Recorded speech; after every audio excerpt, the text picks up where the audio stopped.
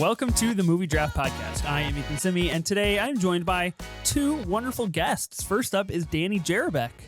Hello, hello. And second is Cameron Ritter. What's up? We're here, ready to make it happen. And today we are drafting the films of Noah Baumbach in a collaborative style draft. What is up, Danny, Cam? This is a pivotal podcast. There's a lot of history between the three of us, and we have only ever been on a pod together, the three of us, one other time, I think. Actually, I lied. It was myself, Cam, and Ben, and it has never been the three of us. Yeah, in unison. We've been on a couple pods together in other formats, but here it's only been us and Ben, and then before Danny was out for F1, so we got to talk about it freely without any pushback. It was great. Yeah, it is 100% the meme of like, you know, and this movie is a masterpiece until you have someone in your ear telling you it's not. And that's how I feel about F1 every single day of my life.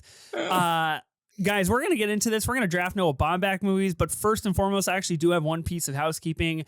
I want to give a shout out to Olivia, who met Sophie, the famed Sophie Holsinger. Cam, you were good friends with Sophie as well. My queen. Met Sophie at a Halloween party. Went up to Sophie and said, "Hey, big fan of the pod. Love what Ethan's doing over there." And to that, I say thank you, Olivia. And, you know, I wish Sophie would come on the pod more. But we're out here. We're doing the best that we can. And stick around because she might be on an episode pretty soon. Danny, how are you? How is life? Welcome to the draft once again. I'm happy to be here as always. As already stated, this group is a very special group to me. Mm-hmm. We stayed in close proximity to one another, not just in the same Airbnb, but the same living room of said Airbnb at the Toronto International Film Festival. So we really have quite a special bond together. It's quite a special group to be discussing. I just minutes ago got out of Now You See Me, Now You Don't. So I'm really riding a high right now. Riding a high. Let's go. Let's go. It's the highest rated Now You See Me? of the trilogy. Let's go. It's the best motorsport movie of the year, right? Motorsport. Okay. I haven't. Yeah, I mean, I haven't seen it. Yeah, I can see the argument, but like, who would have thought? You know, there's a lot of F1 movies this year. Who would have thought? It's the best Mission Impossible movie of the year. Fuck off. We've taken it too far. Okay, we've taken it too far. Yeah, you know, we did stay all in the same Airbnb at TIFF. This is we'll do a brief little lore about why this is so important here between the three of us. And like you said, Danny, not only in the same kind of vicinity, but we all slept within an arm's reach of each other. We didn't share the same sleeping vessel per se, but we could reach each other. It was tight quarters at TIFF. The per se really added a kind of question mark there. That it's going to be really if needed, we were right there. If needed, I had you right there. It was more emotional support for sure. But you know, for those of you that have been to TIFF specifically or a film festival, once you're there for a week, things start to get a little crazy. And, you know, I think we experienced a lot of that crazy together, many nights in a row at the wee hours of the night when we would get out of films. Cam, you were involved in this in the TIFF group of Danny, myself, and you. The last time you were on this pod, almost exactly 1 year ago for episode 44. We are now on episode 97. And when you were here, we did the Tom Hanks collaborative draft, which famously, Sophie has never released her Tom Hanks rankings, which I'm like completely un-okay with. What is Congress going to do about that? Yeah, really, I think it is. It's, you know, probably second priority on the totem pole right now in terms of information that needs to be released from a government body. I agree. But I agree. You've only ever done one collaborative draft, which is very rare for guests because normally they come on and do some regular drafts. They come on and do an auction draft, and collab draft is kind of like the final Infinity Stone. But you're over here. That's all you've ever done. Yeah, it seems like you're kind of scared for me to come toe to toe with you in 100%. Yeah, I won't have it. Draft format. No, honestly, been friends with Sophie for a while, and so was honored to be asked to be on this at all, and was very intimidated in coming on anything that wasn't a rolling tape production. So was happy to be on, and I wore my favorite shirt for some confidence, but Really?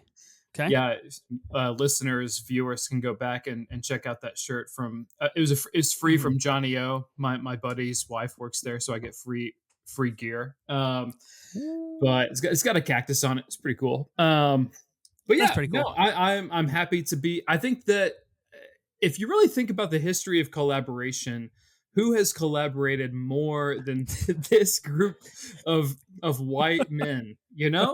Right. If you really think about it, maybe the Coen brothers, maybe them, but otherwise, And even they came to an end. We're I still. was going to say Even Safdie they're brothers, but they parted ways as well. We the are out Coen here putting in the brothers do work. not have their group messages penned. That is for sure, and we do. So I think that Right. we're in for something special here. There's not. I'm hoping there's not a lot of.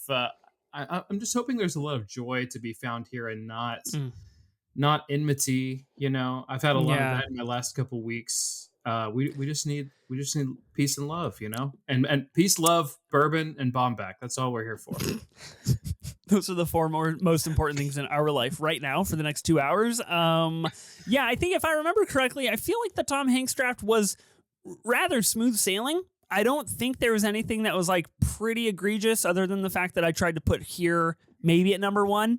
And I think I succumbed to maybe like number 3.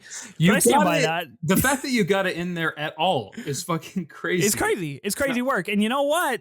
I might be trying to repeat a little mischievous mania today on this show. Yet to be known. I would say that there's less objectivity in this filmmaker's filmography than there would be in Tom Hanks, especially considering Here Sucks. So that's all I have to say about that one. And Polar Express. It's crazy. Those are literally 2 of Tom Hanks's best films. But nonetheless, we're not here to talk about Tom Hanks. We're here to talk about Noah Baumbach and perhaps his best 11 films. Danny, what is your relationship to Noah Baumbach? I will start out by saying that we have planned this episode to release in accordance with kind of the broad general release of Noah Baumbach's latest feature film, Jay Kelly, starring George Clooney and Adam Sandler and Laura Dern, about an aging movie star and the things that he is going through. Let's stop that sentence right there because I need to come back to the Jay Kelly of everything. But Danny, what's your relationship to Noah Baumbach? I can't wait to unpack that elephant in the room that you set the stage for there, Ethan. So thank you for... I am like a tea kettle right now, and I'm like getting ready, and I'm just going. I see. I can see the steam building. It's quite literally his face is going up in degrees of red as we speak. I'm seeing it happen. I'm getting like physically hotter the more we talk about Jake. He's also in a fleece and, of course, a beanie. It's true. Yeah. So his normal core body temperature is just simply higher than the rest of us because of what's on his head. That's prime Portland behavior. You can't fault him for that. God, it really is. I've been there once. I get it. Sorry, I didn't answer your question, Danny. Yeah, you didn't. I was going to say you skirted my question. Now people skirt my strategy questions all the time. I'm used to that, but my prompt question, skirting that's unacceptable. Oh, I mean, there's just so much. There's so much to unpack here. There's so much to chat about. I just want to hang out, unpack the lore, unpack the good times that we've had, But Noah Baumbach. Speaking of good times, I really admire Noah Baumbach as a filmmaker. I have a pretty, I'd say, special connection with his films because I said this on a recent episode that we did covering his career on our show. And I think he was one of the first filmmakers where it was sort of at that transition point where I was basically going from just clicking things on Netflix randomly to seeing connections to the things I was clicking on and being like, oh, While We're Young, I don't, that's an A24 movie. I don't know what that means. Like 2014, right? Like wasn't really putting together any dots on that or who it was directed by. But then, you watch a couple of them While We're Young, you watch something like Frances Ha. And then I'm like, this feels like that movie. And I can see how there's sort of a stylistic kind of through line between these different things that I've watched of his. And so he was one of those really first directors that I would say I started becoming more curious and thoughtful about exploring what the art form meant, just from an artistic perspective, of understanding what a director is trying to achieve and say in a movie beyond just the entertainment of watching a film. So I'd say that was a pretty foundational transition point for me. And a lot of his movies, I think, were in that sphere of things I was watching at the time, where I was starting to pick up on and think a lot more critically about what it is I was watching and why I liked something or why I didn't, and tried to like learn more about that. So he was definitely, I'd say, one of my sort of film school, if you will, directors that I just started to watch a lot of very early on in sort of my film reception. I think that's a really good shout, because in revisiting a lot of these movies and visiting a few for the first time, I actually think that's a really interesting through line for Noah. Is I do think he's a relatively he's an easy filmmaker to pierce, where he is a great kind of through line to being exactly what you just said, of starting to take film and cinema a little bit more seriously.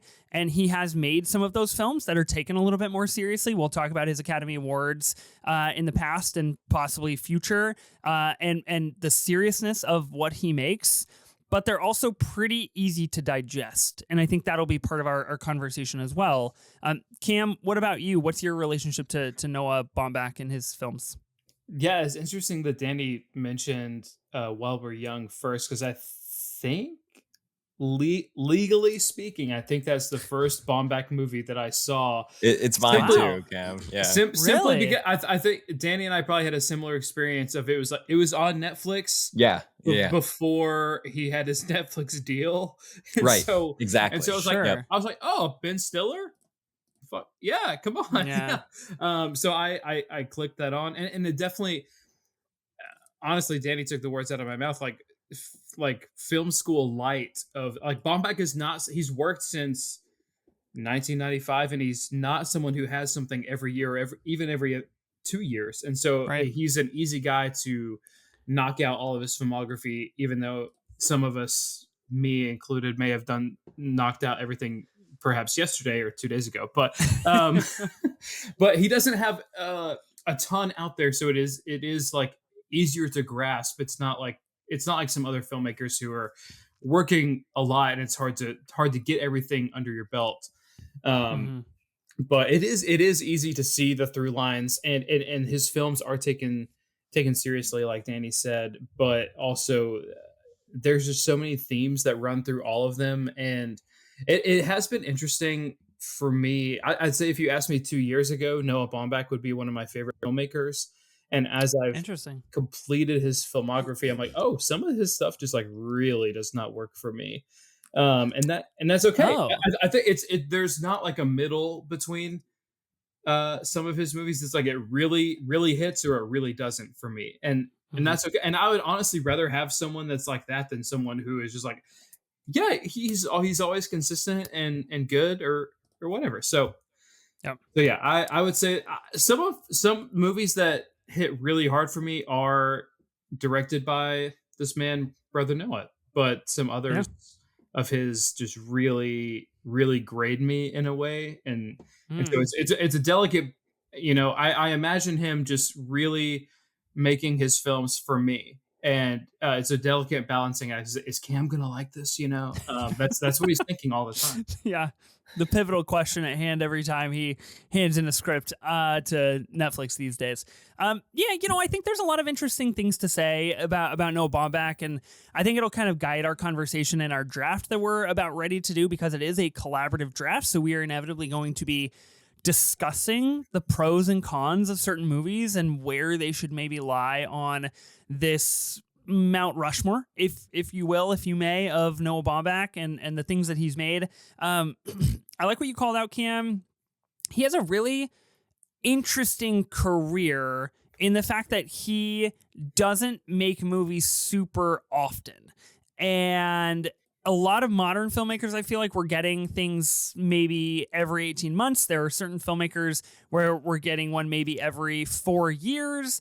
but Baumbach kind of like threads the needle on that and makes one like every 2.5 years. And so it's super interesting to see how he progresses. And in watching a lot of these movies for the first time, I noticed personally that he's doing the same stuff, but just different. And I really like that. And I really appreciate that. And I think that for me, that's why he is an easy filmmaker to get into and an easy filmmaker to watch, because you can kind of come at his movies from all different angles. The one thing that I want to talk about right now before we draft is the Netflix situation, because he is arguably one of the most prominent filmmakers making movies for Netflix right now. Of course, we are recording this end of 2025. We're recording this right now in mid-November, actually just a handful of days before it's going to get released. So Guillermo del Toro has a new movie out with Netflix, Frankenstein. Of course, Baumbach has Jay Kelly with Netflix. Catherine Bigelow has made her first movie in 7 years in A House of Dynamite with Netflix.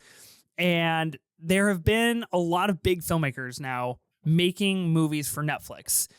And I have a hunch that we're going to talk about the Greta Gerwig Narnia situation of everything as we discuss Baumbach, because, of course, Greta Gerwig and Noah Baumbach are married, and they are collaborative partners in pretty much every single thing that they do.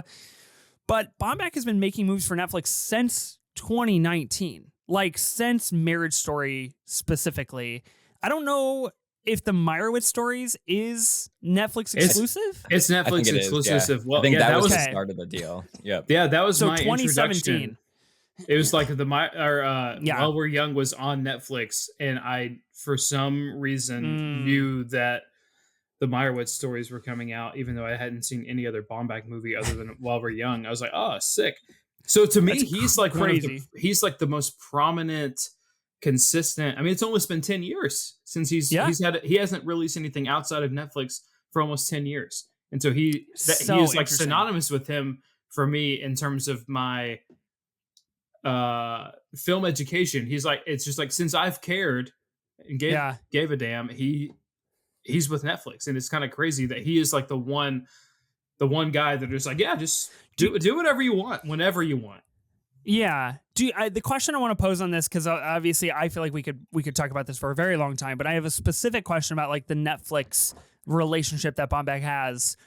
If he worked outside of Netflix, if he worked under Warner Bros. Or Universal or even Focus Features, one of the bigger theatrically minded distributors, do you think he'd be more popular? Do you think he'd be more of a household name? Is he a household name right now? Like, where do you think his social standing is and how it relates to the fact that he makes movies for Netflix? It's a really good question. Sorry. No, it's a tough question, but it's a good question. I think it's a question that makes a lot of sense for unpacking his sort of celebrity and character and persona as a filmmaker, because he's never struck me as a household name. He has struck me as a cinephile household name, where I think the community of sort of cinephiles and people who really live and breathe movies obviously would know Noah Baumbach. But I think the TIFF ad that you both know intimately, and if anyone out there isn't aware of this, plays into this perfectly, because that's why I'm saying you asked the exact right question, because he sort of straddles this weird space of being a big name cinephile director on Netflix. But I don't think to the general audience anyone would maybe even know him or realize that his movies are all under his sort of catalog, right? The ad being the joke of like someone saying Noah Baumbach and someone replying like, what's a Baumbach? Like that was the TIFF ad that played ahead of movies this year. Sort of riffing funny joke, on, by the way. I thought it was a funny joke. I enjoyed it. And it works because I think the crowd watching movies at Toronto International Film Festival understands that he does sort of straddle that space where he's not an A-list celebrity. I think his partnership to Greta Gerwig definitely raises the profile of his work to some degree, just because she has definitely garnered that A-list celebrity type of feel for a director. And I absolutely love that, I think when they collaborate and when they co-write, their work is actually much better in a lot of ways.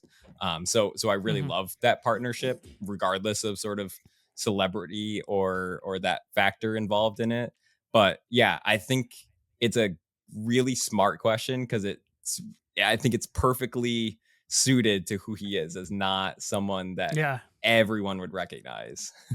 No, yeah, I remember during the Marriage Story Oscar runs, like because it was released in 2019, right? So like pre-COVID. 2020 Academy Awards, right before Yes, COVID struck. exactly. So like all my friends at college were like, "Oh yeah, I love Noah Baumbach." I'm like, "You haven't fucking seen any of his stuff. Like, don't like you just Adam Driver's just tall. Like, let's be real."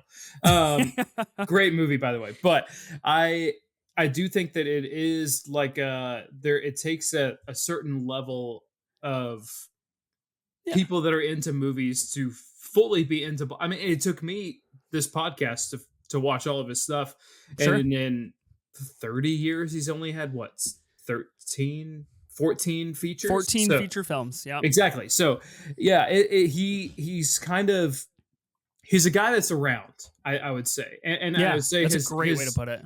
Since he's a guy that's around. He's around, and if you're into movies like a little bit, like you'll hear some, and you'll get into his classics, but maybe not his full filmography like we have for this draft. But I do think that his collaboration both with Greta and with Netflix has really elevated him to a space that he probably didn't even expect or maybe even want, but it is allowing him to access some stars that he might not have had before, which kind of elevates his movies to a level that he's not even really trying for. He's like, oh, this would be interesting. Ah, sure. George Clooney. Yeah, whatever. Yeah. Netflix will pay you whatever you want. So, and maybe we'll have that conversation here in a little bit on the draft, because circling back to the conversation I put a pin in 8 or 9 or 10 minutes ago, you two have refused outright to move this draft so that I could see Jay Kelly. Now, I have not gotten the privilege to see Jay Kelly. The whole fucking reason I wanted to do this draft on this podcast was to talk about Jay Kelly. Ethan, if this I haven't seen it, I can't talk about it. If this draft was moved when does it even come out on Netflix? I think it's on the 21st, I think, is Train Dreams. So I don't know. We'd have to look up Netflix's slate. There was a world where we thought it was like literally tomorrow, but I don't think it is anymore. No, it's early December. I don't think so. Oh, it's early December? Oh, I mean. Well, so I was going to be able to see it actually next week. The reason I put out the 21st is because my rep theater gets Jay Kelly on 35mm, which is great. I plan on going and I plan on seeing it. And my Letterboxd review will probably just be, wish I saw this before the Movie Draft Pod episode came out. So you can expect that from me. I haven't seen Jay Kelly. A conversation we'll probably have. And I think is really interesting what you said, Cam, about the star power and who he has access to and those things for telling his stories. Now, let's talk about what we're going to do here today, because we are going to be collaboratively drafting Noah Baumbach feature films. Madagascar 3 off the table. Other things that he has co-written off the table. Hate to break it to you. That was litigated in our text thread. It was. Madagascar 3 is off the table. So I said Madagascar 3 all caps eliminated. Thank God for you guys, because I was drafting it at 1 and I was vetoing any position it was before then. So just his feature films are going to be available here, and we'll talk through them here in just a second. Nominated for 4 Academy Awards. He has never won an Academy Award. He was nominated for adapted screenplay in collaboration with Greta Gerwig for Barbie. Nominated Best Picture for Marriage Story, nominated Original Screenplay for Marriage Story, and nominated for Original Screenplay for The Squid and the Whale. I think we should revisit that idea and those conversations when we talk about those films and see our thoughts on those. What is the end goal of this list here? Do we want to make a best? Like, are we ranking from 11 to 1? Are we doing the most important? Like, what is the result that we're aiming for here? A list of ourselves, a list of the people. What are we doing? I think It's kind of a mix of both. I think there are some personal favorites that may not the public may not be a fan of, but I think are really important to me and mean a lot more to me, that I would like to see more at the top. But I do think there are some that, even if they are, I think that there are some of his films that are kind of undeniable, at least to some of us, maybe not all three of us. But I do think that there are some things that kind of have to make its way more to the top, and that means other things have to filter to the bottom, regardless of our personal feelings. Okay, so you want to be a little bit more in line. You don't want to get emotional on this pod, even though Baumbach's entire filmography is strictly based on how emotion impacts the decisions we make in our life. But that's just me. You know? I mean, I'm happy to, as people who follow the rolling tape know, I have no heart, so I can't quite get emotional. But can confirm, Ethan, if we drafted based on the thematic through lines of all of the directors that we are drafting for, we would get into some scary territory. Things would get gnarly really because fast. This is one where you can wordsmith your way into it making some level of sense. You could arguably you could go to bat for most of these films. I would say like 90% of these movies you could really give a good effort to be like, this is why it's actually really, really good. That's why I think this is a cool draft, because I think his whole filmography is a little bit of shades of gray in terms of objectivity, because so much of it is all different versions of similar ideas that he's exploring that you already pointed out, Ethan, but also like 90% of his career was really independently driven, independently made, and that was who he was until that Netflix deal, which has only produced a few movies, and really the scale of his movies has only started to really increase post Marriage Story, his last two films. So for most of his career, the scale, the scope, the feel, tone, atmosphere of his movies are very much in the same breath, I would say. And some of those work more or less for other people, but they all have something I think that you can go to bat for, like you said. Mm-hmm. Okay, well, let's do that. Let's try to go to bat for some movies here for the Noah Baumbach collaborative draft. So, of course, this is a collaborative draft. So whether the strategy is to go for the win, get a movie that you want all the way at the very, very top, or work collaboratively in communication, in joy, in peace, in happiness, and make a cool list, we can also do that. This is one single board, essentially ranking 11 films directed by Noah Baumbach. And I think we will reveal to ourselves as we go on this exercise and adventure together what that 11 means and really the trajectory, what we want to take here. So as always with collaborative drafts, special shout out to Screen Drafts, a wonderful podcast that has influenced this draft layout. I'm going to explain the picks and the abilities and the available movies for this draft. So we've got 14 available picks, 14 feature films directed by Noah Baumbach. Here are the available options. Excuse me. Kicking and Screaming from 1995, Mr. Jealousy in 1997, Highball, also in 1997, The Squid and the Whale in 2005. Really interesting that he takes a 7-year break after making those two movies. I find that fascinating. I want to come back to that. Margot at the Wedding, 2007. Greenberg in 2010. Frances Ha in 2012. While We're Young in 2014. Mistress America in 2015. De Palma, also in 2015. The Meyerowitz Stories. New and... What is it? What's the official title? New and abridged or something? New and selected. New and selected. Letterboxd. I'm sure there's probably one huge Meyerowitz Stories fan out there that's like, the title is super important to the thematic value of this movie, and I really just fucked it up. I apologize. That was in 2017.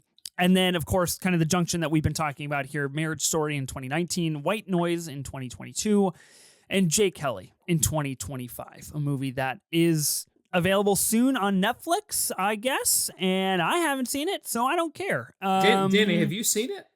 Yeah, 67% of this podcast has seen it, and that's a critical majority. Did you see it at the Philly Film Fest? Insane. I did. Guys. We've met quorum for this podcast to exist because over a 2/3 majority has. I came into this. I was like, I'm not it. exactly sure if Danny saw it, but I have. So I just need to know my burden on the film coming into the right. recording. If you're the sole person right. who has Okay. seen it. That No, you yeah, have a I don't high care about burden your for sure. opinion at all, but I just need to know if no one else is going to talk about it, I need to bring it up at some point. So that's all I Well, need to know. it would almost be on you to draft it in a way, right? If that were the case, No, obviously it's 100%. not the Like case. they haven't, I don't. Maybe Danny will disagree, but I don't personally think it would be left out of his top 11. But I'm excited to see. I'm excited to see what happens. J. Kelly You will never release know. nationwide on Netflix on December 5th. So December 5th? This episode is going to come out a couple of weeks prior to J. Kelly coming out. Maybe build a little bit of hype or tear some people down, depending on where we have it in our collaborative draft here. I will kind of make a stance right now that we will not discuss in depth J. Kelly. I think if it goes on the board, maybe we talk about just some really 30,000 foot views of why, and then go from there. Yeah, I mean, some would argue that's kind of all you can talk about, but that's where I'm at. Wow. I really want to see J. Kelly. I really wish I saw it before this draft, but you know what? That's okay. I thought we were friends. I tried to get you that screener, and Netflix screwed me over. That's you on tried. me. You tried your best. And on Brother PJ. That's who the email came from, so that's on him. We are going to be talking about 11 movies specifically, and there are 3 of us. So Drafter A is going to get picks 1, 4, and 7 with 2 vetoes. Drafter B is going to get picks 2, 5, 8, and 9 with 1 single veto. And Drafter C is going to get picks 3, 6, 10, and 11 with 1 veto and the sole veto override of this draft. The only thing of note is that the veto override cannot be used on your own pick. So if Danny plays a white noise at 3 and Cam vetoes it because he doesn't want it there, but Danny has the veto override, he can't use that on his own pick. It has to be kind of triangularly played, if you will. Any drafting spot looking appealing to you gentlemen? Anything that you're wanting before we commence the Noah Baumbach collaborative draft? I feel like I don't either want to need, reveal. That's okay. I was gonna say I feel like I either want something that's got the lower things to set the tone, or something that's got higher to help get my personal opinions across. Okay, I've never held a veto override on this draft. Mm-hmm. So I've never had the I've gotten veto overridden, but I have not you've had not the held opportunity. it. Okay. Well, I'm going to spin the wheel because I have it up. The veto override, pretty infamously difficult to deploy. Okay. Ooh, so Ethan. I'm going to be getting to pick which drafter I want to be. Wow, so some home cooking right here. I see what's happening. Classic. I think every draft I've been on, Ethan's gotten what he wanted. God, always criticisms with the wheel. I don't make the rules here. So did you clean your cookies or no? Here. Every time, I definitely don't clear my cookies, but that doesn't matter. Oh, this is messed up. I'm trying to clear your cookies. I'm trying to work on my cursing, but this is messed up. Is this in an incognito browser? What's going on here? What's the web? What's the web extension? It is the black web or dark web version of the Wheel of Names. Okay, so all right, I got picked first, which means I get to pick first. I want 2 vetoes. Okay, so you want I want a little bit of a safety net here. I want a little bit of a defense. We're writing down in my company branded notebook that Ethan is drafter A. So I'm going to be drafter A, which means I'm going to get spots 1, 4, and 7. I'm going to have the least amount of spots to play, but I am the only one that's going to have 2 vetoes. Wow. So he's not going to talk for a while. That's kind of crazy. It's you and me, Danny. We're going to have the first 4 picks. Yet to be seen. Yeah, you guys do have the first 4 picks, and that might have been a mistake on my end. So we'll see. I actually don't know how you feel about pretty much any of these movies. I have not done any letterbox digging. My rankings are private right now. I have not explored any social media. I am going in with a mission. And listeners of this pod, perhaps even you two, can probably guess what at least one of my missions is going to be. Danny, you get to pick next. You gonna be drafter B or drafter C? I just want to note that in the spirit of collaboration, for the first time and maybe the last time on this podcast, my letterbox list is not private. So whoa, fired up! Spirit. Let's get on that letterbox. Spirit of collab. Is here. it though? You know. Okay. I'm Whatever. gonna go. I know I just mentioned the veto override, but I can't live with the burden and power of setting the tone of the first two movies of this draft. And I really like that 2 spot because you also get to decide in theory what ends up being number 1. Obviously, we're gonna have 3 undrafted movies, so there will be do you, multiple though? options for Right, number that's what I'm 1. saying. Like, do you? Highball number 1 incoming. Let's go. If anyone's so actually, I thought it was De Palma. I thought we were going De Palma number 1. That's like what we agreed upon pre-pod. By the way, any of these drafts pre-staged. Like all of this is a sham. We always figure out what number 1 is. WWE of movie drafting. Right. hey, let's not get into wrestling here. Danny, you're going to be drafter B. Is that correct? Yes, sir. That's correct. And Drafter okay, B. so you're going to have picks 2, 5, 8, and 9. And you're going to have a single veto, even though you just complained about never having an override before. But okay. I didn't complain. And it was an Cam- observation. It was an observation, not a complaint. No, this is not that by default. I am choosing drafter C. Okay. Oh, good. The power is in your hands, Cam. You can choose one single spot. So that's what you're going to choose to C. You're going to get 3, 6, 10, and 11, a veto and a veto override. Damn it. That means I have to go first? Okay. So it does mean that you have to go first. It means that you're actually going to get to pick the first 2 movies that go on this list. Jesus. Love that. I don't feel worried for you, but I am worried for the list in general. Because if these 2 are not the correct ones, we have a lot of hard work on our hands for the remaining 9. That's fair. And, you know, vetoes abound above me. I'm seeing 3 available to you and Danny.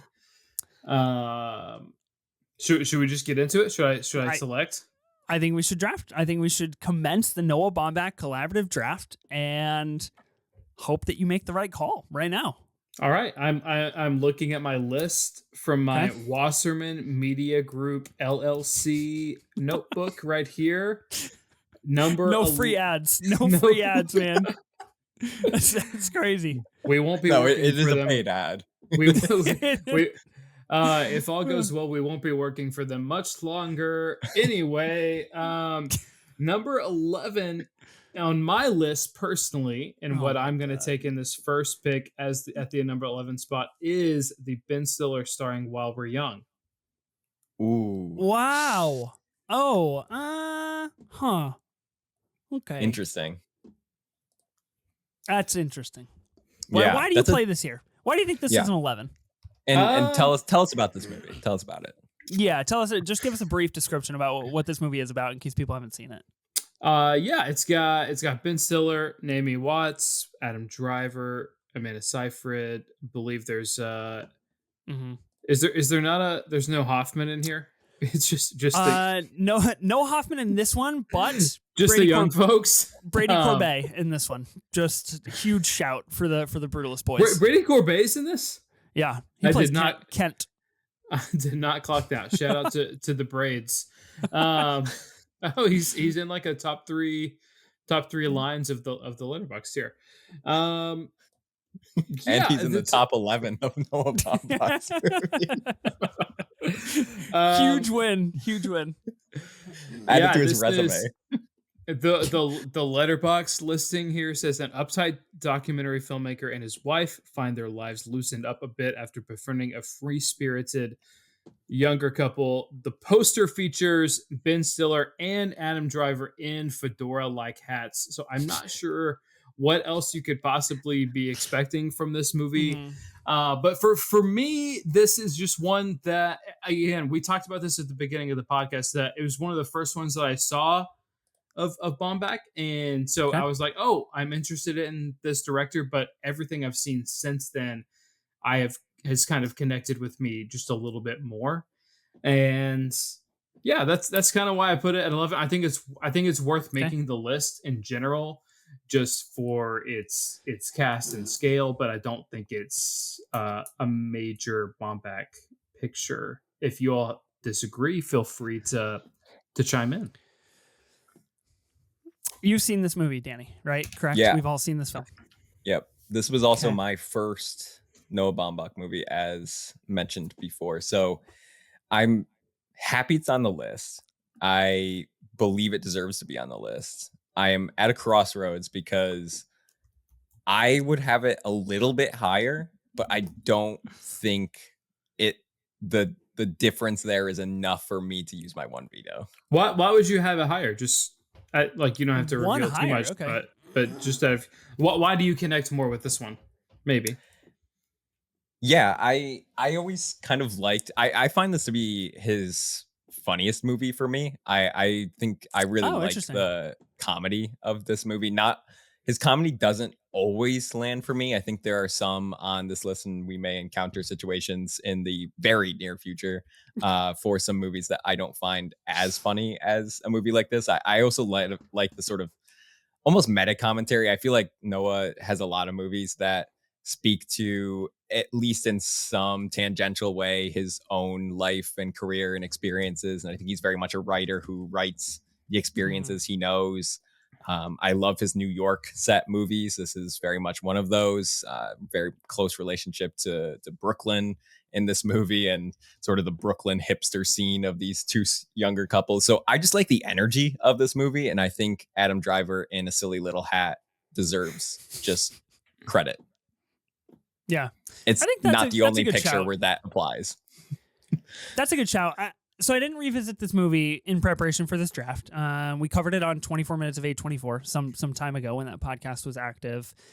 I like what Baumbach is going for here, and I agree. Obviously, a very core New York filmmaker. Pretty much all of his movies are about being a troubled New Yorker and how New York gets you down, but it's also the best place in the world, and nowhere else can replicate it. And I think this movie does a good job of that. I like what he gets out of Ben Stiller, because I do think Ben Stiller has this innate ability to project exactly what Baumbach is trying to say, which is like, you are really striving to stop time and just continuously be young, who you think you are. But then, to your point, Danny, a very funny movie where, Ben Stiller goes to the doctor and says, gets diagnosed with arthritis. And he goes, arthritis? And the doctor's like, yeah, normally I only say it once, but yes, that is what it is. Say it once, and so like this kind of confliction of how time is passing. I really like Ben Stiller's storyline in this movie about how he is struggling so indefinitely to complete his documentary. I think that's a great little bit in this movie, and I actually think it works the most successfully and is, of course, the most biopic-esque for Baumbach. In pretty much every single one of his films, you can pinpoint, oh, this is Baumbach, like just projecting into this movie. Right. And I think that's what does it. This movie is way too shaky of like, this works, this doesn't work for me. I'm cool with number 11, I guess. I had it a little higher, but I'm not gonna argue this. I'll say I have it at 8 on my list. Oh, wow, that's 8. But three spots with only one veto. That's. I don't think it's worth it. I think we're cool. I've seen worse things happen with the first pick of a draft, and I held off on using my veto. Right, that's true. You definitely have. We all have. Honored to not be the worst first pick in the draft that you've ever seen. I mean, I think a margin of error of like 2 to 3 things between where it lands here and where we have it in our personal list is honestly pretty. No, yeah, it just doesn't connect with me very much, but I do think it's good enough to be among the 11 of 14 that are mentioned here. It is kind of the vibes of like, this is a completionist movie. Like if you like Baumbach, this is a movie that you will watch. And I think that is like whether negative connotation or not, however you want to look at that, this is not like, cool, I have a week to watch some Baumbach movies. What am I going to fire up first? I think while we're young, like that makes sense on the 11, right? You know what I mean? Like, deep cut. If you're striving to complete his filmography, you'll watch this movie. I have the Japanese poster of this on my Letterboxd because it's titled Young Adult New York, and I think that's really great. I mean, so it's true. really funny. So true, honestly. I just think it's really, and it's got Ben Stiller in a little hat with a huge camera, just like pointing it into nothing, which I think is hilarious. That's kind of Okay. like, if you were to describe Noah Baumbach, it would sort of be Young adult Noah New Baumbach York. Young adult New York. That should be the title of his biography whenever he writes his book. That's it. We've done it. I hope he writes one. We've done it. I would read it. I think it would be really interesting. Copyright that right now. Oh yeah, I already registered the domain while you guys are speaking. Praise Okay, God. Cam. So we've got 11 while we're young. We've got that off the board. I'm going to cross it off the dock, but you have another pick here at number 10. I am number 10. That's crazy to me personally to have two things in a row. I'm normally not allowed to speak this long, but here we are. Yeah, I mean the pressure continues to build because I can just rescind your pedestal time here. I can take it away. No, and that's fine. And I think we're just trying to get the 11 best in here, and if they're at different spots, it's kind of whatever. But my number 10, drafting at number 10, I'm gonna go. I'm sorry to Queen Nandita. I'm gonna go Mistress America here. Who has first rights to a veto? You or me, Ethan? Audible gasp. Okay, so I will make a logistical point of order. Great question. I was spun first on the spinner, so it goes in spinner order. Means I have first deferment of a veto. Danny, then it would go you, or if you were playing, it would go the second person. So I have first deferment on Mistress America, being played at 10. Let me check my personal list. Let me talk about this before. Yeah, I I jumped the If it gun. gets- I obviously jumped the gun here, but The audible gas was intense. Like I feel like you got stabbed. It's fine. Do you want me to talk about what it is while you're searching your heart? Let's talk about it for a minute and let's decide on the placement here. Maybe just a minute. Yeah, this is a first time watch for me. I just watched it the other day. It's 2015.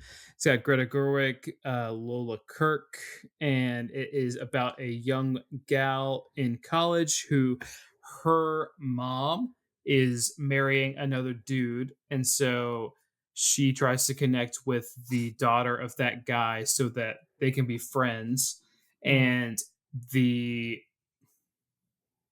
Lola Kirk's character is trying to be a writer, and so over time tries to adapt some of the life of Greta Gerwig's character into her writing, and just gets kind of obsessed with her. And it's a lot of Gerwig here in a different mode than your other Baumbachs or your other situations. So that is Mistress America. Any other plot points that I missed there that are important to talking about this film? No, I think that encompasses it pretty well. Again, a New York-based story. Yes, in New York, of course. She's at like NYU or some school that exists in New York. There are many I've heard. So I've never been accepted, but I wouldn't know about a struggling creative, right? So exactly, aren't we someone who is a consistently struggling creative. I like that you brought up that this is Gerwig kind of in a different mode, because I want to defer to Danny here, because if we're going to veto this, then I think we should save that conversation. But if we're going to keep it at 10, then I want to talk about it for another minute. Well, you have the rights. I'm not going to veto this. I do have it higher on my personal board. Not going to veto it here. Okay, I'm going to veto it. Okay. Wow. Okay. So not a personal attack, but I have this. I have this much higher on my list. I don't think I can let this sit at 10. We've marked it vetoed in my written doc here. Okay. So Mistress America vetoed at 10. So let's save that conversation, because I think it's important to allow you to speak on it, Danny, whenever it does get played. Okay. That's Cam. You had one job, dude. I mean, I guess, hey, good for us, because Danny doesn't have a veto now. So I think really, ultimately, one pick down, 10 to go. I think this is a me and you game at this point, Cam. It's Danny, always been right? It's always been us and the brown noise in our ears, Exactly. We live for the brown noise. I'm a little bit worried about what you might. Be really pleasant. So Yeah, it was great. Cam couldn't fall asleep, and I was like, listen to this brown noise. No, my guy. I understand that Mistress America means more to other people than it does to me personally. I literally have a list on my sheet here that is like 1 through 14 of things that Okay. need to end up here. And there is one that I am concerned is going to end up on here that I don't think should be here. That just like really doesn't work for me at all. But that's okay. I haven't logged in on Letterboxd, so no one can know. No one can, and no one will know until it is revealed. But yeah. So what are you going to replace here? What are you going to with do at Mistress America being vetoed? I'm going to go with the Meyerowitz stories. Okay. And new and selected, right? Not the old and all. Meyerowitz not stories. unselected. Parentheses, new and selected, and parentheses. Sure. This is about it's as many Baumbach films are. It's a family story. It's got Adam Sandler, Dustin Hoffman, among many others. As a Ben Stiller is also in this. Emma Thompson, Elizabeth Marvel, Grace Van Patten. As is Adam Driver in this in any capacity? He is. He is not. I don't think He's so. in it. He is. I don't see him on the cast list on Letterboxd. He's on the third row. Oh, he's right there. Adam Driver. He plays Randy for all those the Randy heads out He's there. on the third row. You couldn't have said that any more coldly. That was so mean. Hey, we all know what site we're looking at for that. This is I would say so similar to my last official pick, While We're Young. Okay.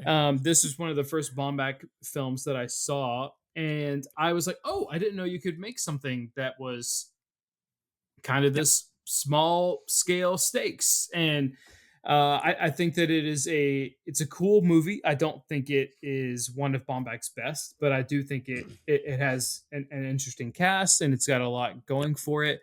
But it is, again, similarly to this and While We're Young, kind of have the same thing for me, where it's like it's cool, but I don't think it speaks to me in a way that Baumbach has in other films.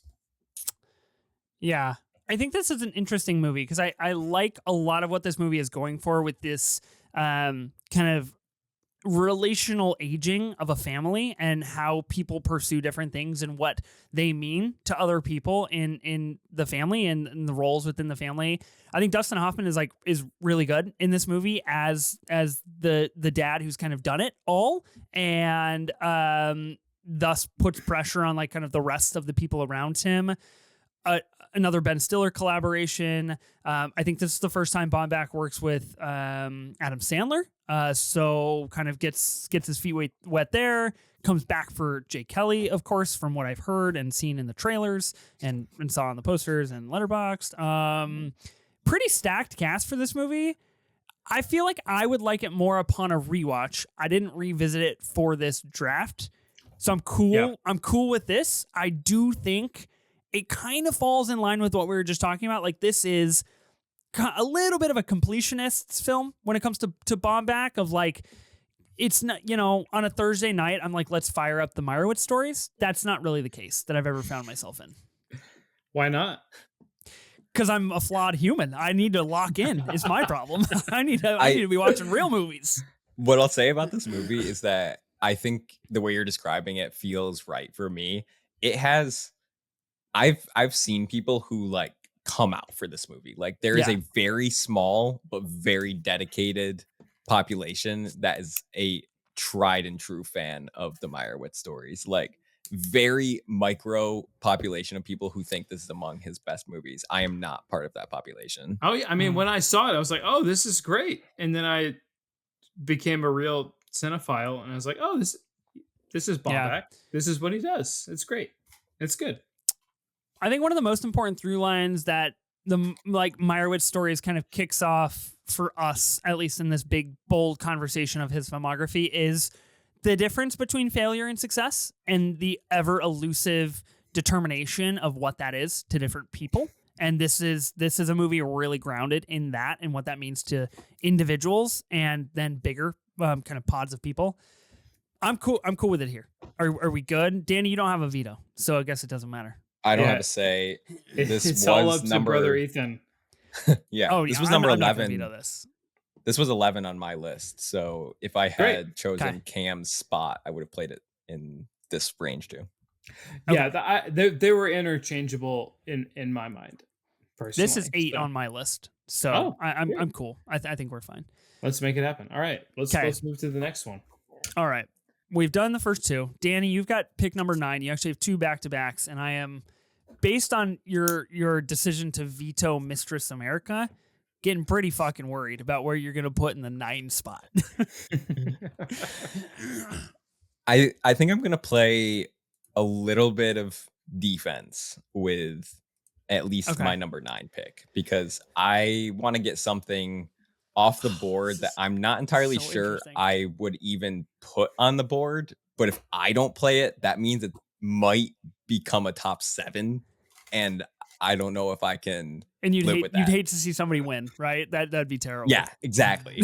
I need to play a little bit of defense here. I need to collaborate with myself and realize that this is collaboration, but it is also a game, and that means I need to take Greenberg off the board as soon as possible.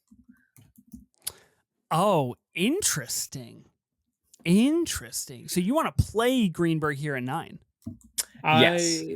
I accept personally. This was not on my short list. Not on my 11.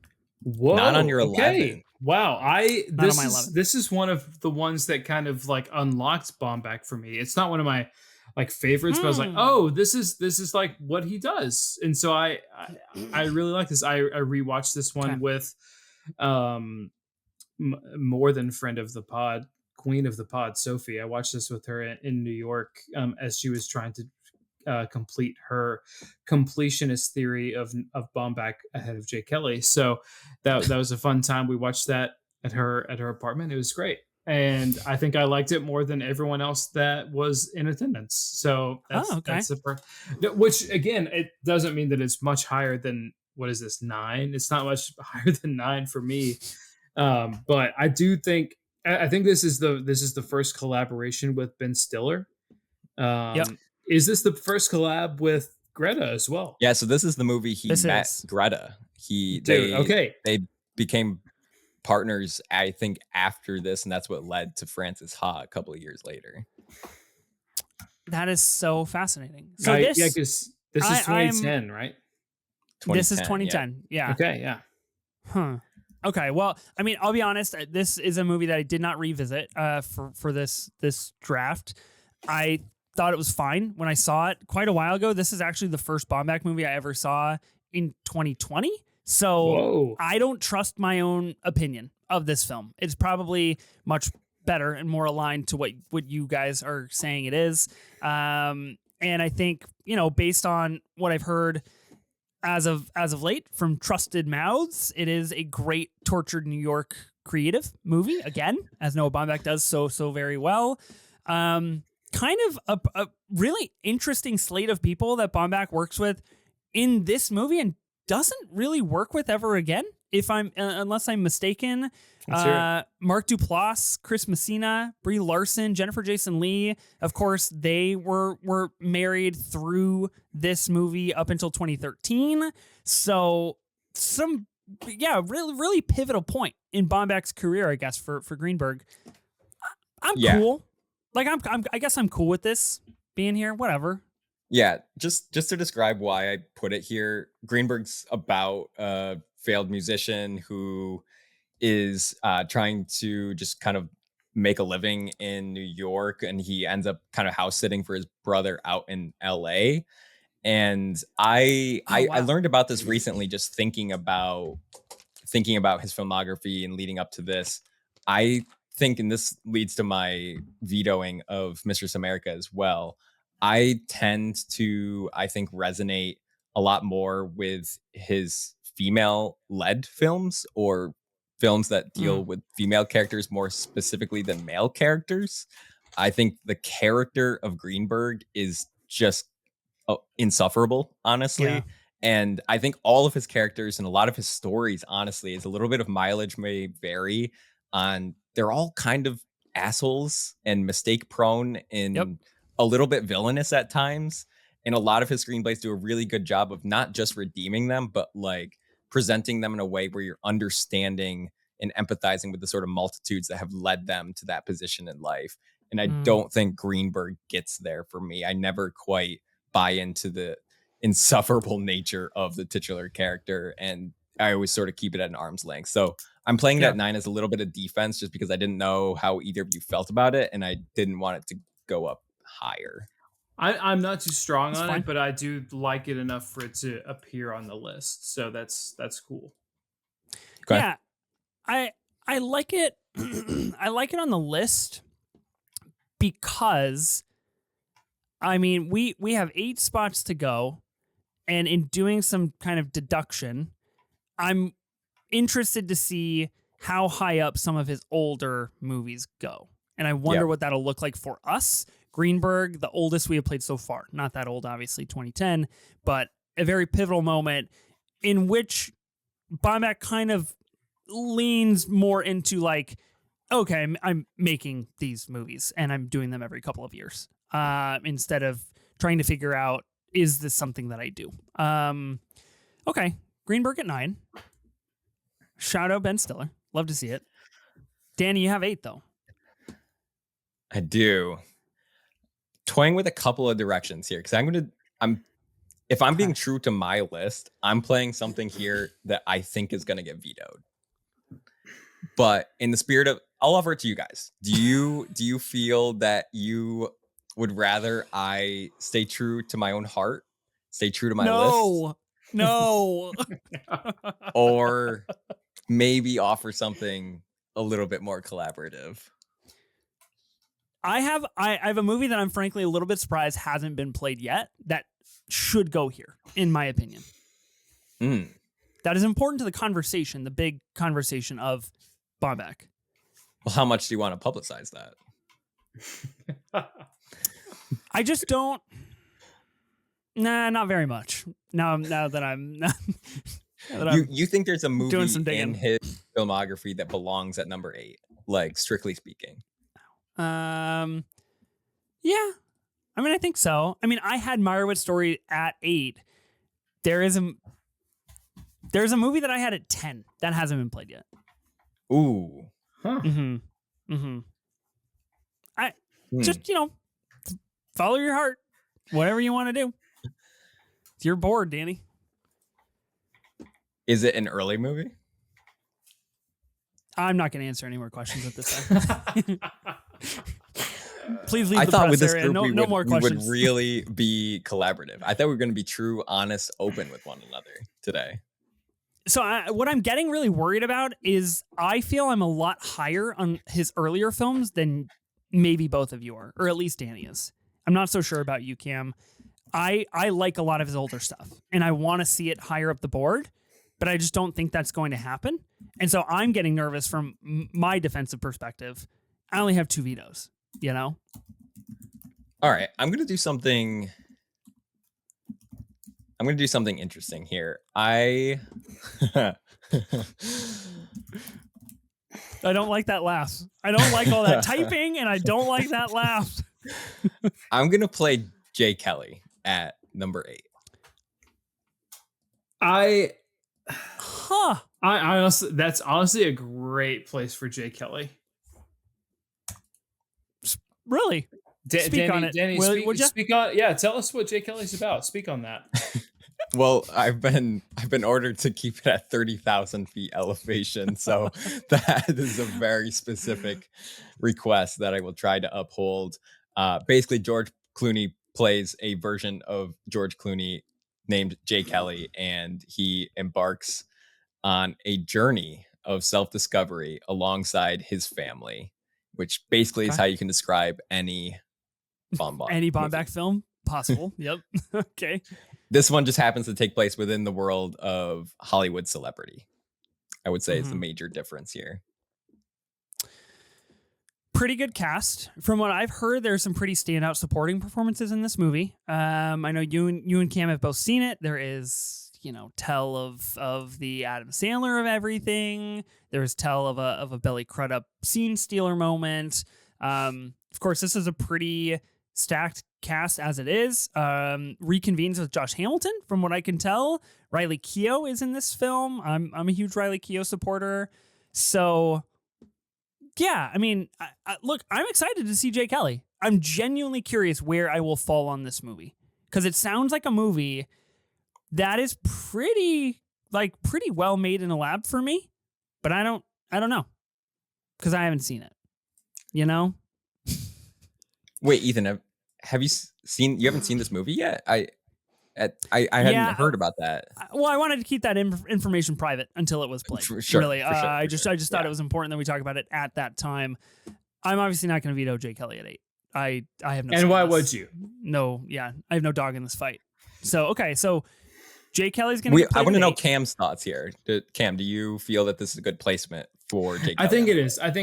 I think Jay Kelly is a good film. I think it's fine. I think it's good. It's kind of, I don't know. I'm getting really excited to check it out based on that review, Cam. Thank you so much. Put that on the can't wait. poster. Can't It's fine. It's good. It's fine. It's good. It's kind of ... And then just don't ever fill that in. Hey, we're getting used to pull quotes, so I'm happy to be part of it. But it's a good film. I just don't think it didn't feel as Baumbach-y to me as some of his other movies, and I think this list specifically should represent more of who he is as a filmmaker and less of, oh fuck, you got George Clooney. You know what I mean? Yeah. So This is a really good description. I think that actually helps me rationalize my selection even more. It definitely belongs in the 11. I mean, I rated it 4 stars out of the New York Film Festival, so like I really liked it. It's just not, when I think of Baumbach and what we're doing here as a list, I'm just like, that's not. I didn't like it because it felt like a Baumbach film. I liked it because George Clooney and Adam Sandler are good actors, and Sure, Laura Dern is also present, which is always a good thing for me. Yeah. So yeah, I'm fine with it sitting here on my personal list. It was 7. Yeah. So here it's sitting here at 8. It was 7 on mine too. Yeah. So it's sitting here at 8. I think is Pretty perfect. close. I think it's perfect, and it's like, this is his big swing. He gets a big, maybe not his big swing, but he gets a big actor to kind of be the center of his movie. And I would also say that this is one of the films of his that is, a lot of his movies are more like family or like multiple character based, perhaps. And this kind of centers on one person. So it doesn't necessarily speak to his strengths as a filmmaker. But I do think it's good, but it is a different direction for him, and what we're trying to do here, it doesn't represent him as well as some other of his films. Okay. Yeah. Okay. So Jay Kelly at 8. I am finally able to enter this draft at number 7. Praise God. Let's hear it. Yeah. So I've got 7, 4, and 1. Now, in thinking and in doing some strategy play here, I do have the 2 vetoes, but I'm struck between 2 movies. One of them kind of an offensive play, and the other one is a strict defensive move. Need this on the list. Where I'm worried if we get past 7, this might not sit on the list at all. I have a feeling I know what you're talking about. And I have a feeling you do know what I'm talking about as well. So I think I'm going to go that route. Because I would be a little bit upset. And I think this actually is kind of conversely in conversation with that idea of Jay Kelly. So in number 7, I'm going to be putting Mr. Jealousy from 1997. Yeah. This is a movie that I watched. Going. This is a movie that I watched for the first time going into this draft, and I immediately really, really enjoyed it. I kind of fell in love with it. The reason that I mentioned that it's kind of in conversation with how you guys describe Jay Kelly, because it's not something Baumbach ever revisits in terms of narrative structure. This is a kind of a third-person narrator that guides us through the movie, who is also the titular character. He does this kind of sometimes. We see it in Marriage Story with some narration. We see narration here and there, but not an entire narrative feature. And Mr. Jealousy relies on that, ultimately about a guy that is so jealous of his girlfriend and how one of her exes is a very famous author now, that he joins a group therapy session to stalk this ex-boyfriend and fabricates a world of lies and eventually crumbles his own relationship and his own world due to the fact of his jealousy overwhelming him. I think it's a great fundamental idea for a film, for a movie. And I think it resonates with exactly what Baumbach is trying to do at this point in time, of trying to figure out just like exactly who you are in the world. And I think this does this in a really good way. Is kind of the core cast that he sticks with for like 5 years, 6 years, 7 years here. He revisits a lot of these people in some of his newer films as well and gives them cameos. And I think that's pretty neat. But I really like this movie. And I want it on the list. I agree. Okay. I saw it for the first time leading up to this podcast, and I really connected to it as well. But I do see what you're saying, and that is not similar to Jay Kelly. It is kind of a singular film for Baumbach compared to some of his other works that kind of explore some similar themes and similar plots. So I really liked this upon watching it. Danny, I'm interested to hear your thoughts on Mr. Jealousy. Yeah, this was also one of my watches for this pod. This was the film that completed his narrative features for me. Okay. But yeah, I had a feeling. I mean, I knew based on Ethan's review when he logged this that he was gonna find a way to get it on the list. I'm too public, I gotta keep some stuff secret sometimes. I gotta work on that. There's nothing wrong with having your heart on your sleeve, That's what they say, and then Danny comes and throws it in my face. Listen, I like this movie. I wouldn't have it as high. I wouldn't have it this high, but I'm not mad it's on the list because I do think adding some things to this list that are a little bit more foundational for him. This was 97.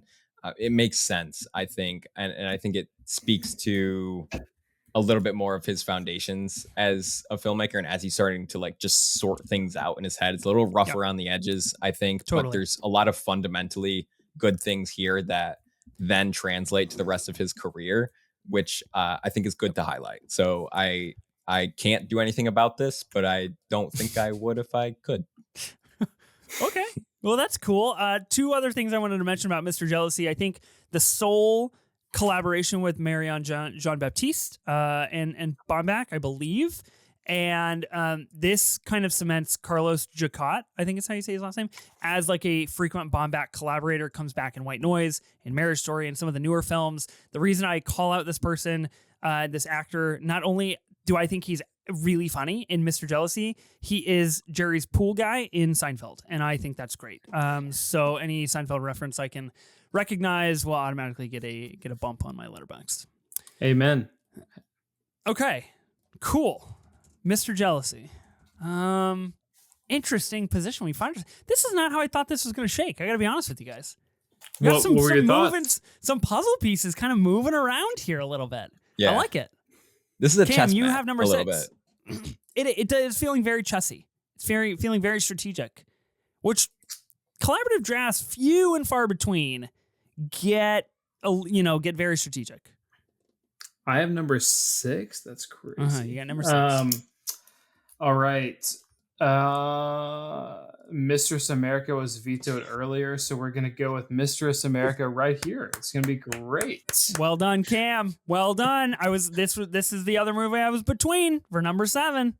No, yeah. I talked about it earlier. It's not one that I necessarily connected with, but I do think it deserves recognition on this list. And I think it's a really cool exploration of what Greta Gerwig can do as an actor, because I think in a lot of her other films, especially with Baumbach, she's kind of reiterating on a similar vibe, and at least for the first half of Mistress America, she is operating on kind of a different a more confident wavelength than we are used to seeing her at. So, and that kind of threw me for a loop, and so maybe I just need to rewatch it, and it'll connect with me more. But I did enjoy this movie. It's just not one of my my Baumbach essentials.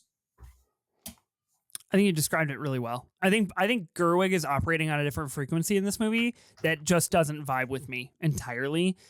I respect it. I see what she's doing. I think the final act of this movie is the most successful to me and is really the most core Baumbach that we get in exploring these ideas of success and failure, and kind of in conversation with Mr. Jealousy, right? This idea of why can't I have what you have, and why can't we just, all be successful together?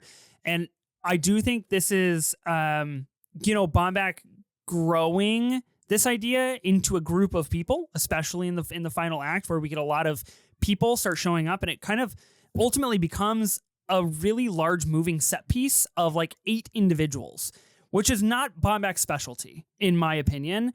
I think it works, but I do think it has its flaws. But it's got its funny moments. I think Michael Chernus, who you'll probably know from Severance, is really funny in this movie, and is a really important sticking point for this movie for me, because he encapsulates what I do think is the most Baumbach about this, which is the idea of like, maybe you don't know you're not happy until you're forced to confront other options in your life outside of your own will. And that is something that Baumbach's toying with here. So yeah, I like it here. I wouldn't have had it this high.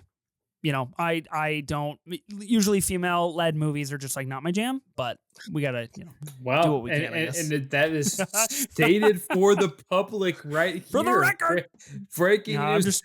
I'm just trying to keep the bit alive, every week. I agree. I think that my wife Maddie, who's presumably listening with her ear to the door right here to my left, she liked this a lot more than I did, and I think that's telling. I think that whenever Baumbach chooses to collaborate or focus on a female-led person, I think it works really well, but it may not always connect as well with the straight whites that are on this on this podcast. Can I just go on the record? I vetoed this at, what was it, Cam? 10? 10, yeah. To get it up to 6. For all the Mistress America truthers out there, I did my best. I have That's no more good bump. vetoes. I can't. Where would you have it, Danny? Veto. No, I'm cool with this. I have it at 5. It's my number 5. Okay. On my list. So it's within the standard deviation. No, yeah, it's within the margin of error. For our stats kids out there. Yeah. I just really want to say, I think you guys, spoke a lot to the good things that this movie does have to offer. I just want to add that I think the kind of co-lead performance with Lola Kirk and Greta Gerwig, and the relationship that they have, just feels, I think, really special and authentic and earned and just really meaningful. And that is what I tend to look for in a Baumbach movie, is feeling that earnestness and feeling that genuine transformation of a character, because they recognize their flaws, they're allowed to make mistakes, but they also have these people that are so meaningful to them, and they're able to sort of work their way through that, or at least confront it because of the people around them. And I think Mistress America does just a superb job of that. It's also a Thanksgiving movie, and I just want to shout out Thanksgiving movies, because it's a pretty rare subgenre that doesn't get enough attention. That's true. Between we're the Halloween and Christmas movies that sort of steamroll the season. Coming up on Thanksgiving season, perfect time to rewatch Mistress America. So shout out this film. I gave it everything I could to get it 4 spots higher. Danny, what's your favorite Thanksgiving dish? Now that we're on it, let's hear it. Ooh, out with the truth. I'm a big mashed potatoes guy. Not a sweet potato casserole. You're more of a regular. Oh, no. I love a sweet potato casserole too. Green bean casserole. It's important to note that's kind of like my Thanksgiving as a vegetarian. Your holy trinity of Thanksgiving. That's the whole thing. You mentioned Lola Kirk in this movie plays Joan in Sinners. just in case nobody has So made that connection, which is really we interesting. talked about this on our Baumbach retrospective on the Rolling Tape podcast. Yeah, super interesting. Okay, so I would argue a really successfully played veto in your hands there, Danny, bumping it up. I mean, like 30% higher on the list, which is pretty solid. So Mistress America going at number 6. We're on the top 5, and I worry some things are going to be out of order, but let's see what happens. Danny, why don't you toss one in, see what we do.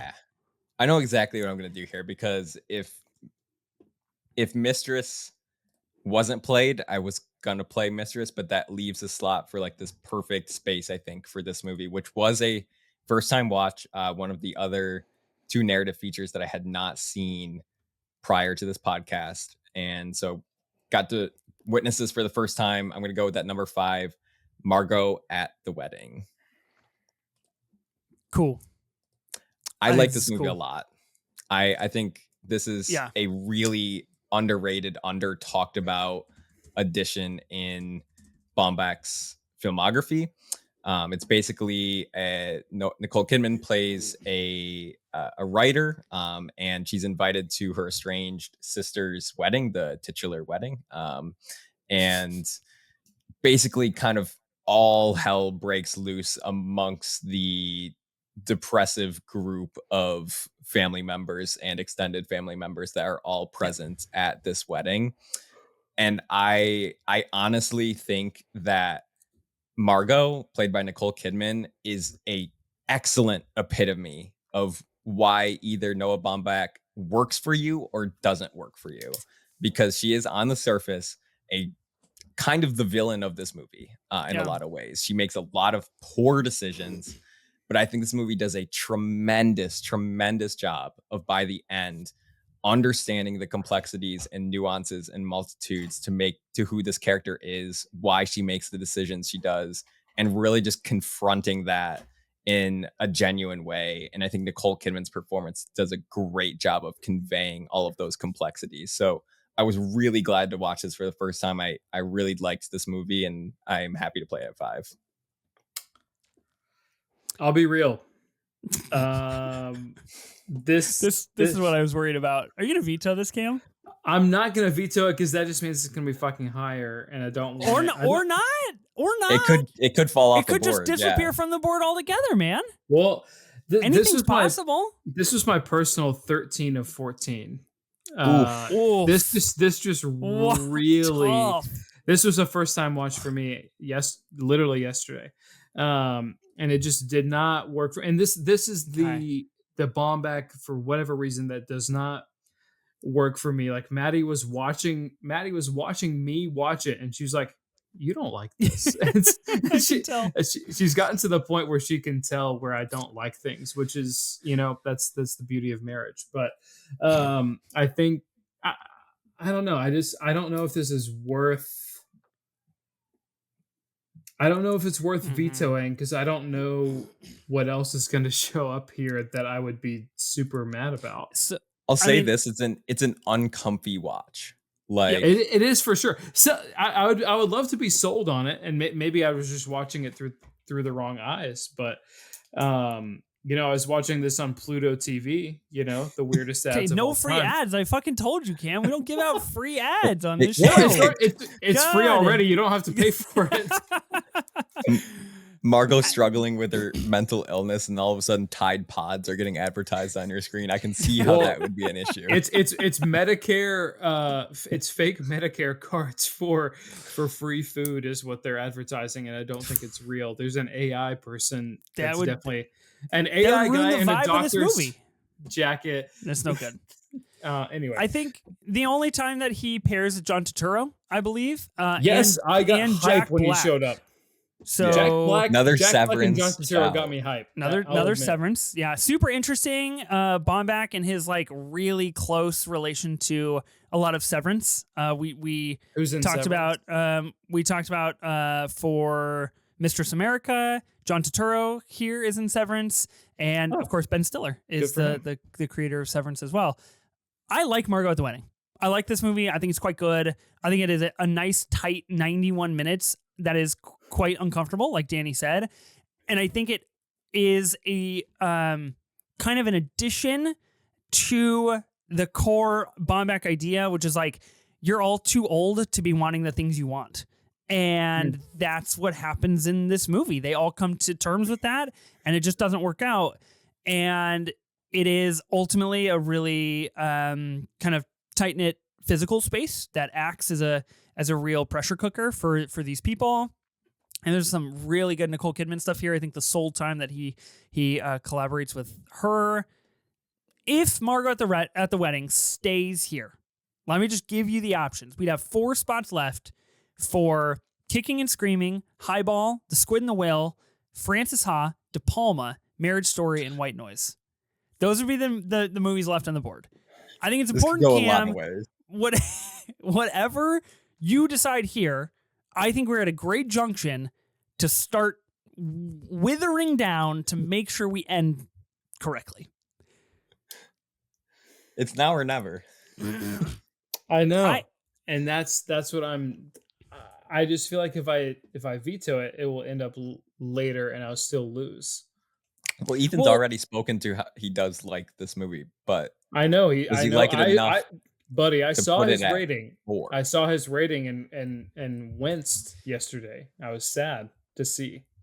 So I like this movie. The problem is that I have 2 more picks left and you guys each only have 1. I also have 2 vetoes. So in theory, I could kind of steer and control this board. I would like to think that I could. There are 2 movies that are guaranteed in these top 2 that I think we can all agree upon. The other 2 slots could be anything, and that makes me a little bit worried. If we take Margot at the Wedding off the board here, I think we have more hard work to do. I'm happy to leave it. I think it's more of a me thing, and I understand why other people are into it. So I'm happy to leave it and not use the veto. There's some other things that I am definitely more passionate about making the list. So I'm doing the accounting on this now. Shout out to you, Cam. That is my profession. If anyone needs an accountant, I am in the market.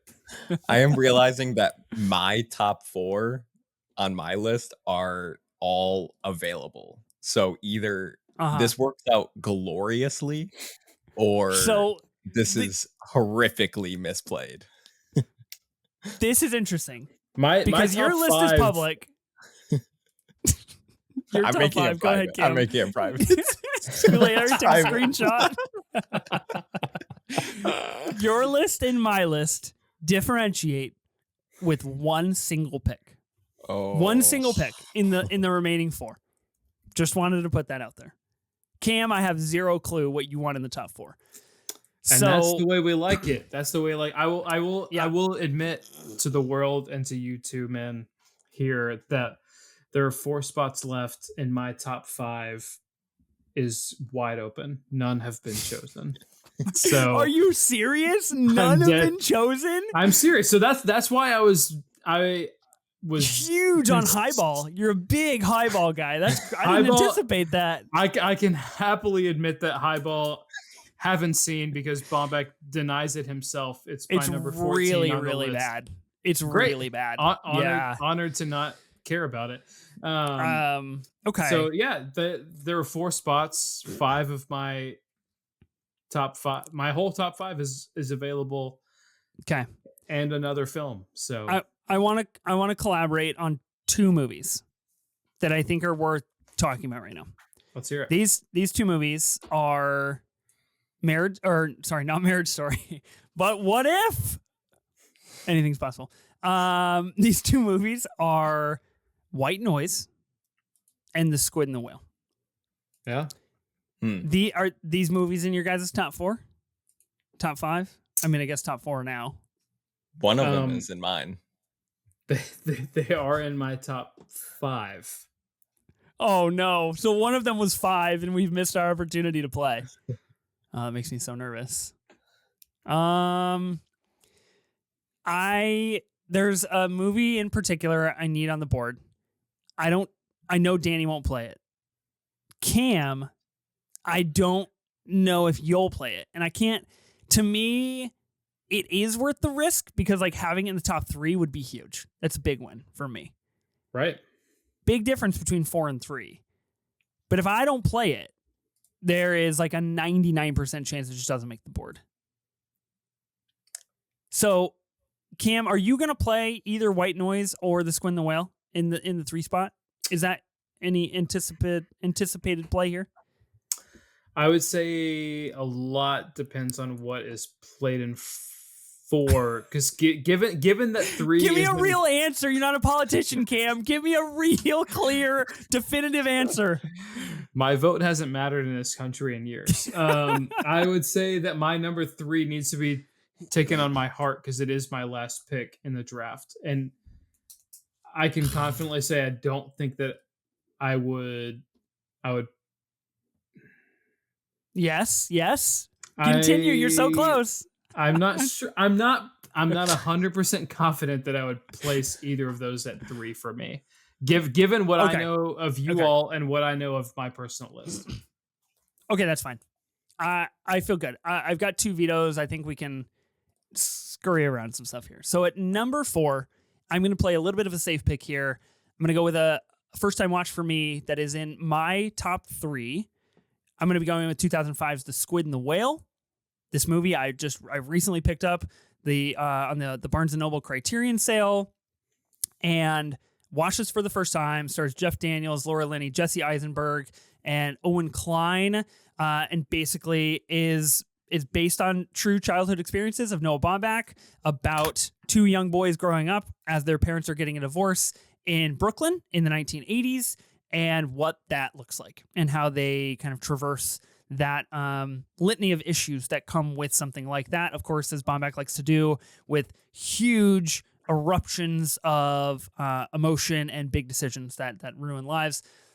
Sole time that he collaborates with Jeff Daniels, I think Jeff Daniels is like absolutely remarkable in this movie, and He's I think unreal. he does something that Baumbach is trying so hard in every single movie to put out there that Daniels can just like put out and on the screen that I think is really unique. And the final 10 minutes of this movie are huge, just like a ton of bricks. I love this movie. Now, Danny, I know this is not anywhere near the top of your list, but it doesn't matter because you don't have a veto. Hear me out. This is number 10 on my list. Number 10? That's insane, dude. This movie is so good. It's so good. Cam. Don't fucking try to get Cam to veto this. He will never turn. What do you want at 2 and 1? Because I can offer that to you. No. How? You have 2. You have no power, Danny. Whatever I choose at 2 is gonna de facto decide what he chooses. I tell you right now, you screw over this draft, and if you ruin the Squid and the Whale not making this list, De Palma goes number 1.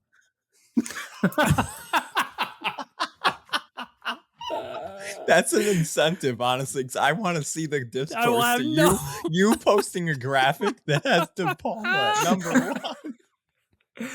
I love we De don't Palma. negotiate with terrorists, okay? I've been seeing a lot of TikToks about belief that. very firmly. Oh man. I will say this. I think it's hard to not have The Squid and the Whale on this list because it's the movie that got him his first Oscar nomination. Yeah. Honestly, it's the movie that sort of put him on the map in a much broader way. Not only because of that nomination, but because this movie just felt bigger and more widespread, found more audiences than his prior work had at that point in his career. So this is sort of the platform film, I will say, for Noah Baumbach. Unfortunately for me, this is in the category of the Greenbergs of his filmography that I just think the characters are insufferable and irredeemable to a point where I can't get past it. Okay.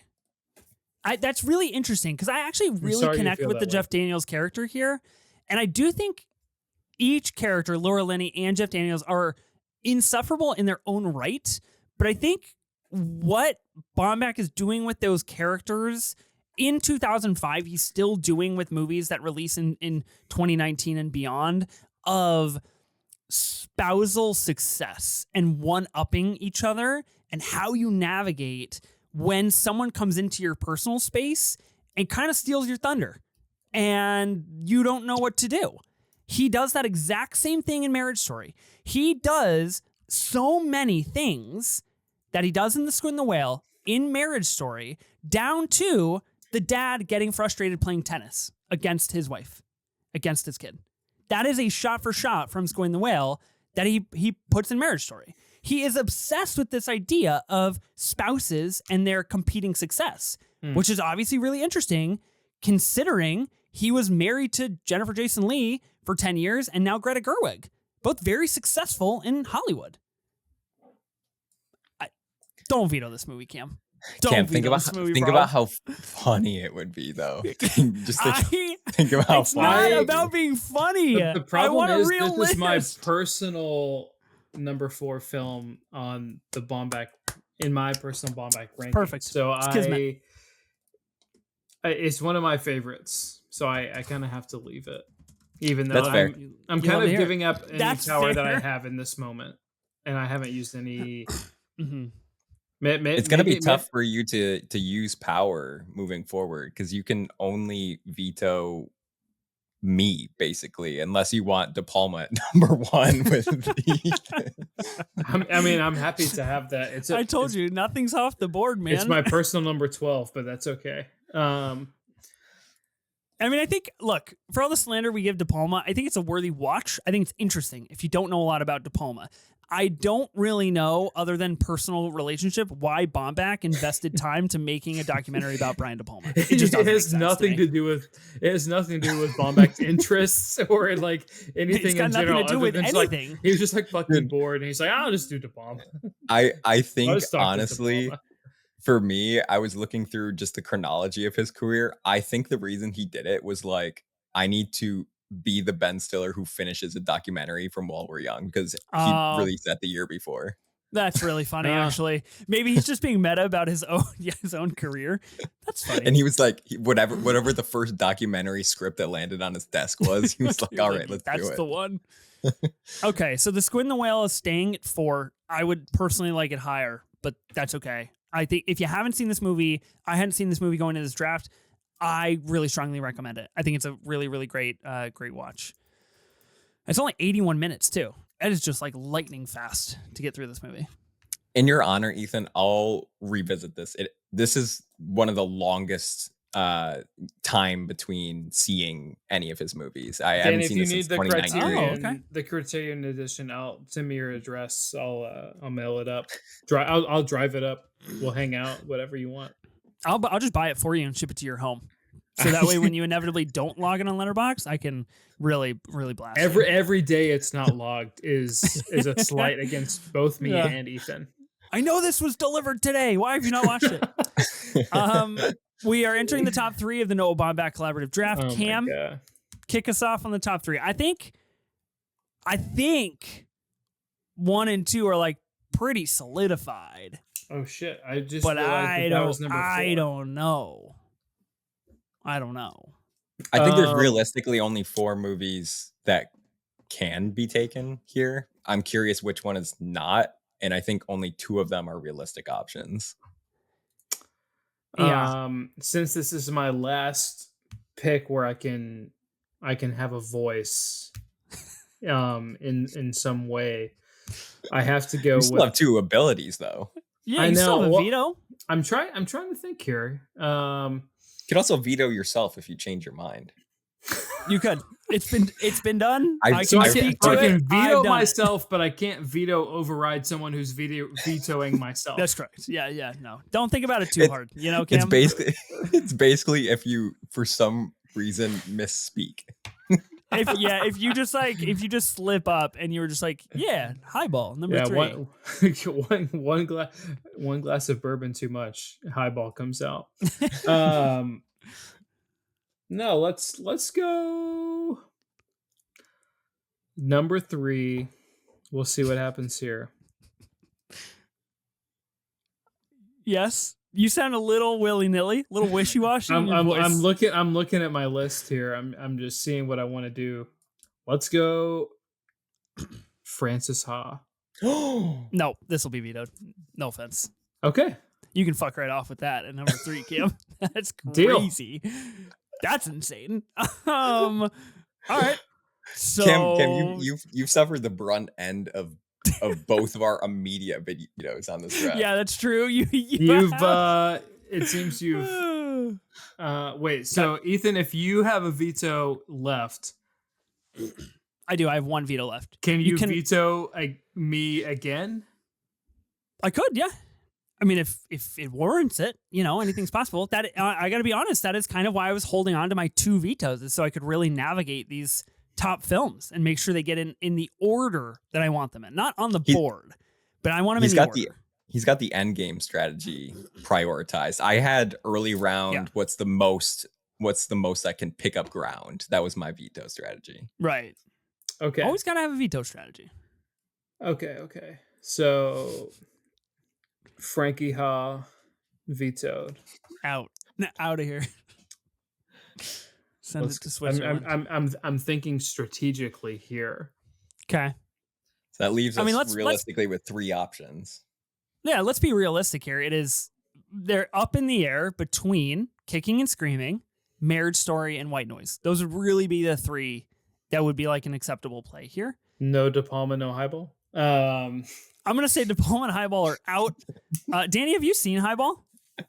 I have not seen Highball. No.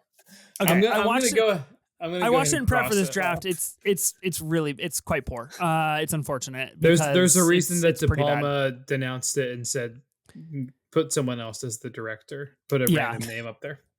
And I don't think De Palma denounced it or Baumbach denounced it? The entirety of Hollywood is just like Highball doesn't exist.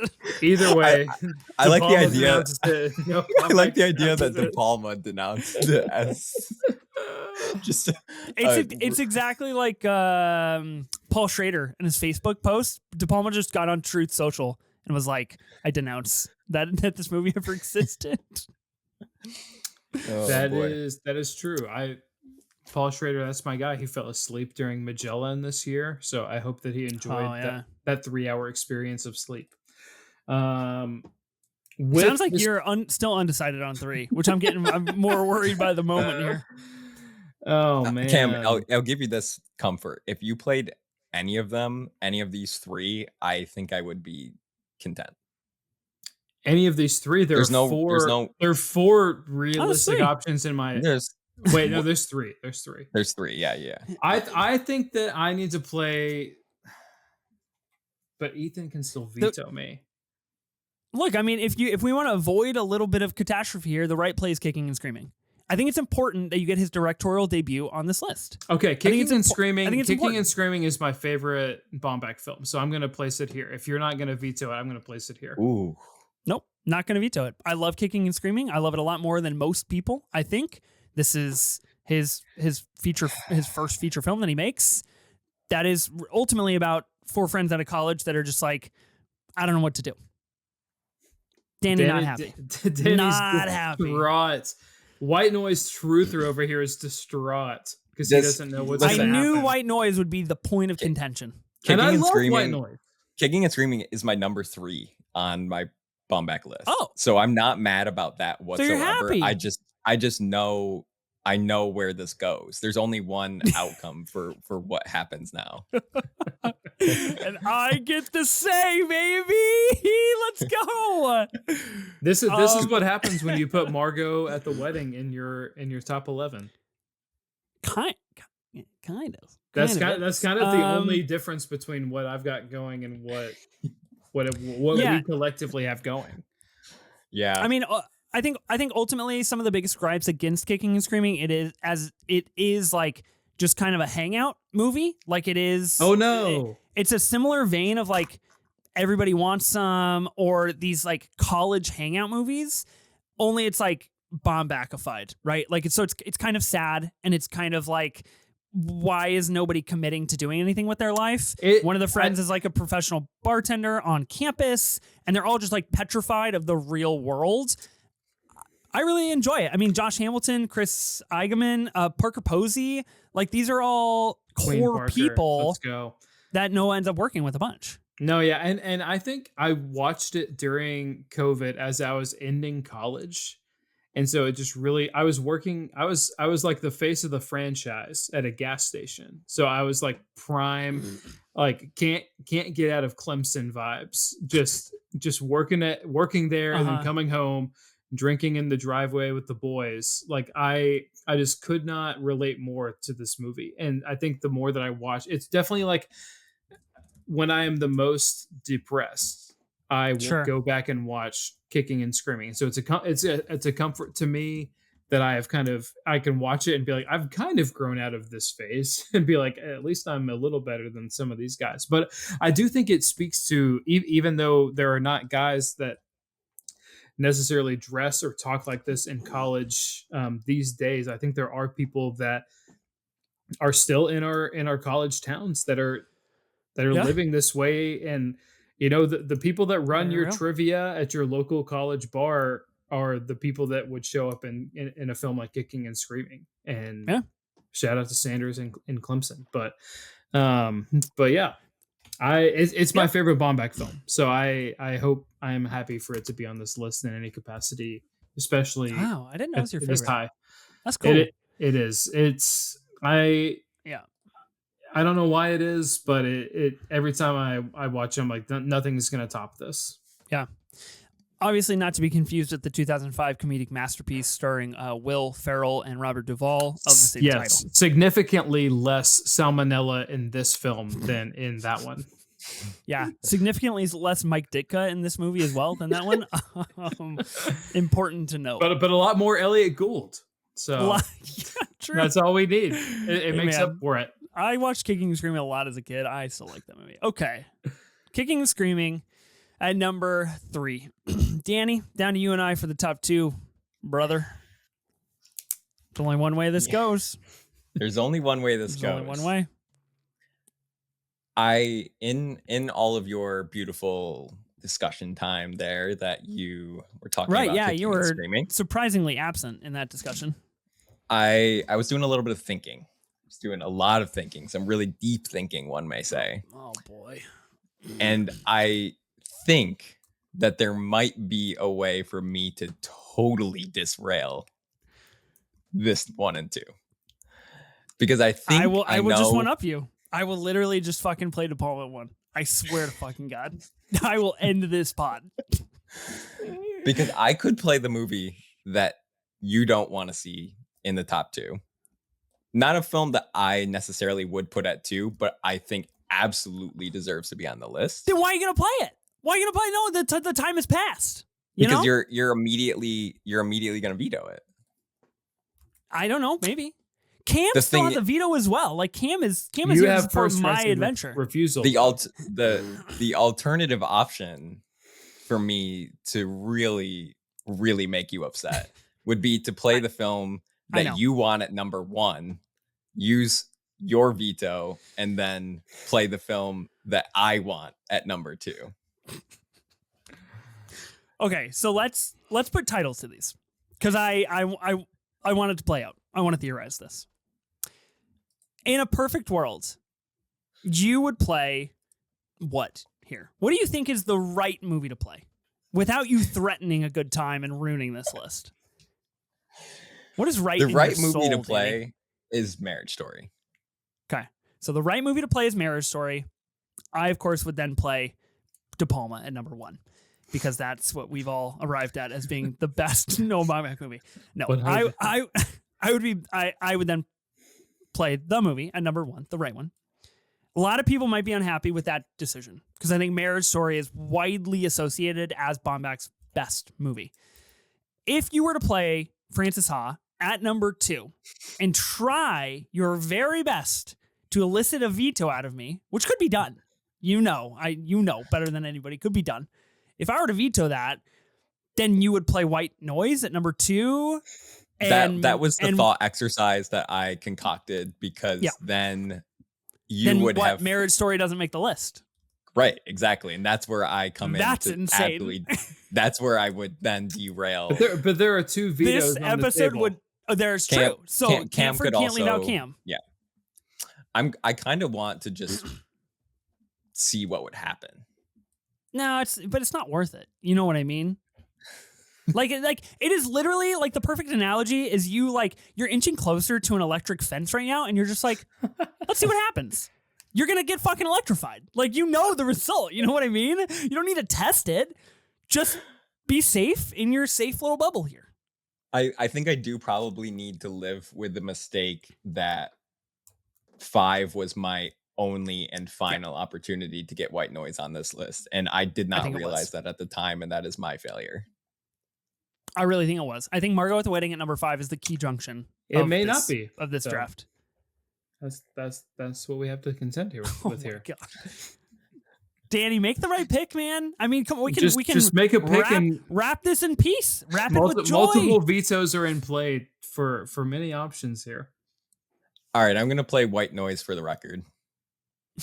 Okay, so Danny's played white noise for the record. I'm gonna veto that for the record. I haven't seen white noise since it released. I actually did get to see it in a theater, which was cool. One of the very few movies, if any, I mean, outside of Barbie and things he's co-written with Greta Gerwig, that he has adapted. And from what I've heard, the John DeLillo novel is like pretty big and hard to it's not very long. It's probably less than 400 pages, but it is a lot of internal stuff. Right. So the fact that he made something any way coherent is a miracle to me. I remember thinking it was like pretty good. And I know a lot of people when it came out were like, this is no good. But I thought it was pretty good. You know, obviously Adam Driver, Greta Gerwig, pretty cool. But I just didn't revisit it for this draft because I didn't think it was like any serious top 5 contention. You know what I mean? Or top 3 or whatever. Yeah, I just wanted to play it at least to get an opportunity just for a minute to discuss it, because obviously it's not getting on this list, and I think 5 was probably the turning point of it no longer having a path to getting on this list, unfortunately. Even honestly, I could have just thrown it at 9 just to get it on there. If you played anything else here and Ethan vetoed, we could have gotten it on this list, but that's okay. What could have been done? We'll never know. Unfortunately for the integrity of the list, I have to honor that integrity and now replace white noise with Marriage Story. This is the film that has, of course, garnered Baumbach the biggest Oscar notoriety of his career. But it is no white noise. It is no fable on mortality and ethics and consumerism and black billowing clouds of smoke that consume us all. So it is just a really sad movie about people getting a divorce. It's pretty simplistic. Yeah, it's kind of a nothing burger if you think about it. It really kind of is at the end of the day. It's just about 2 people. Can we clear the slate here? Cam, you have a veto. You're not like seriously considering using it here? Cam, I could. Like this could really make things poor. You know what I mean? Like things are nice now. Let's just talk about Marriage Story. Well, I'll say this. I'll come back to this. How many lists have been published with Frances Ha and Marriage Story at 1, 2? All of them. Yeah, but I think the more important question is how many lists have been published with Frances Ha at 1? That's what matters here. If I veto here, you go Frances Ha and then he goes Marriage Story, and nothing of note is spoken. I can't. It's because I think Ethan the least we can do is put Marriage Story at 2. Replay white noise. No, you can't replay it. Damn. Once it's played once in a veto spot, that's it. I could have. The thing is, I was nervous. I was nervous to pull the trigger on the nuclear move because I was worried that Ethan would just leave Frances Ha at 2, and then I would be a little bit sad because I would not get the white noise outcome I wanted, and Frances Ha, which I want at 1, would not be at 1. Yeah, we're not going to get white noise on this list, but know that I stand with you, Danny. Okay, so I think Marriage Story at 2 is pretty big in its own right. Of course, I texted Ben, I texted Sophie yesterday, and I said, "What's got to be number 1, guys? What's the movie on this list?" And I swear to God, both of them responded and said, "You know what movie has to be number 1." And that movie is now number 2. And I do agree, Danny, that this is kind of the big turning point for Baumbach in terms of his stardom and his power in making movies, and gives him a bunch of Academy Awards notoriety, really puts him in the Hollywood conversation. Marriage Story is a pretty instant classic in a year that was really overloaded with lots and lots of really good movies, which is pretty crazy. And I rewatched it last night, broke out my Criterion Blu-ray. I love this movie. It is 5 stars. I think it's a wonderful, masterful film. The one issue I will strike is that I think the back 30 minutes do a lot of heavy lifting that make the movie 5 stars.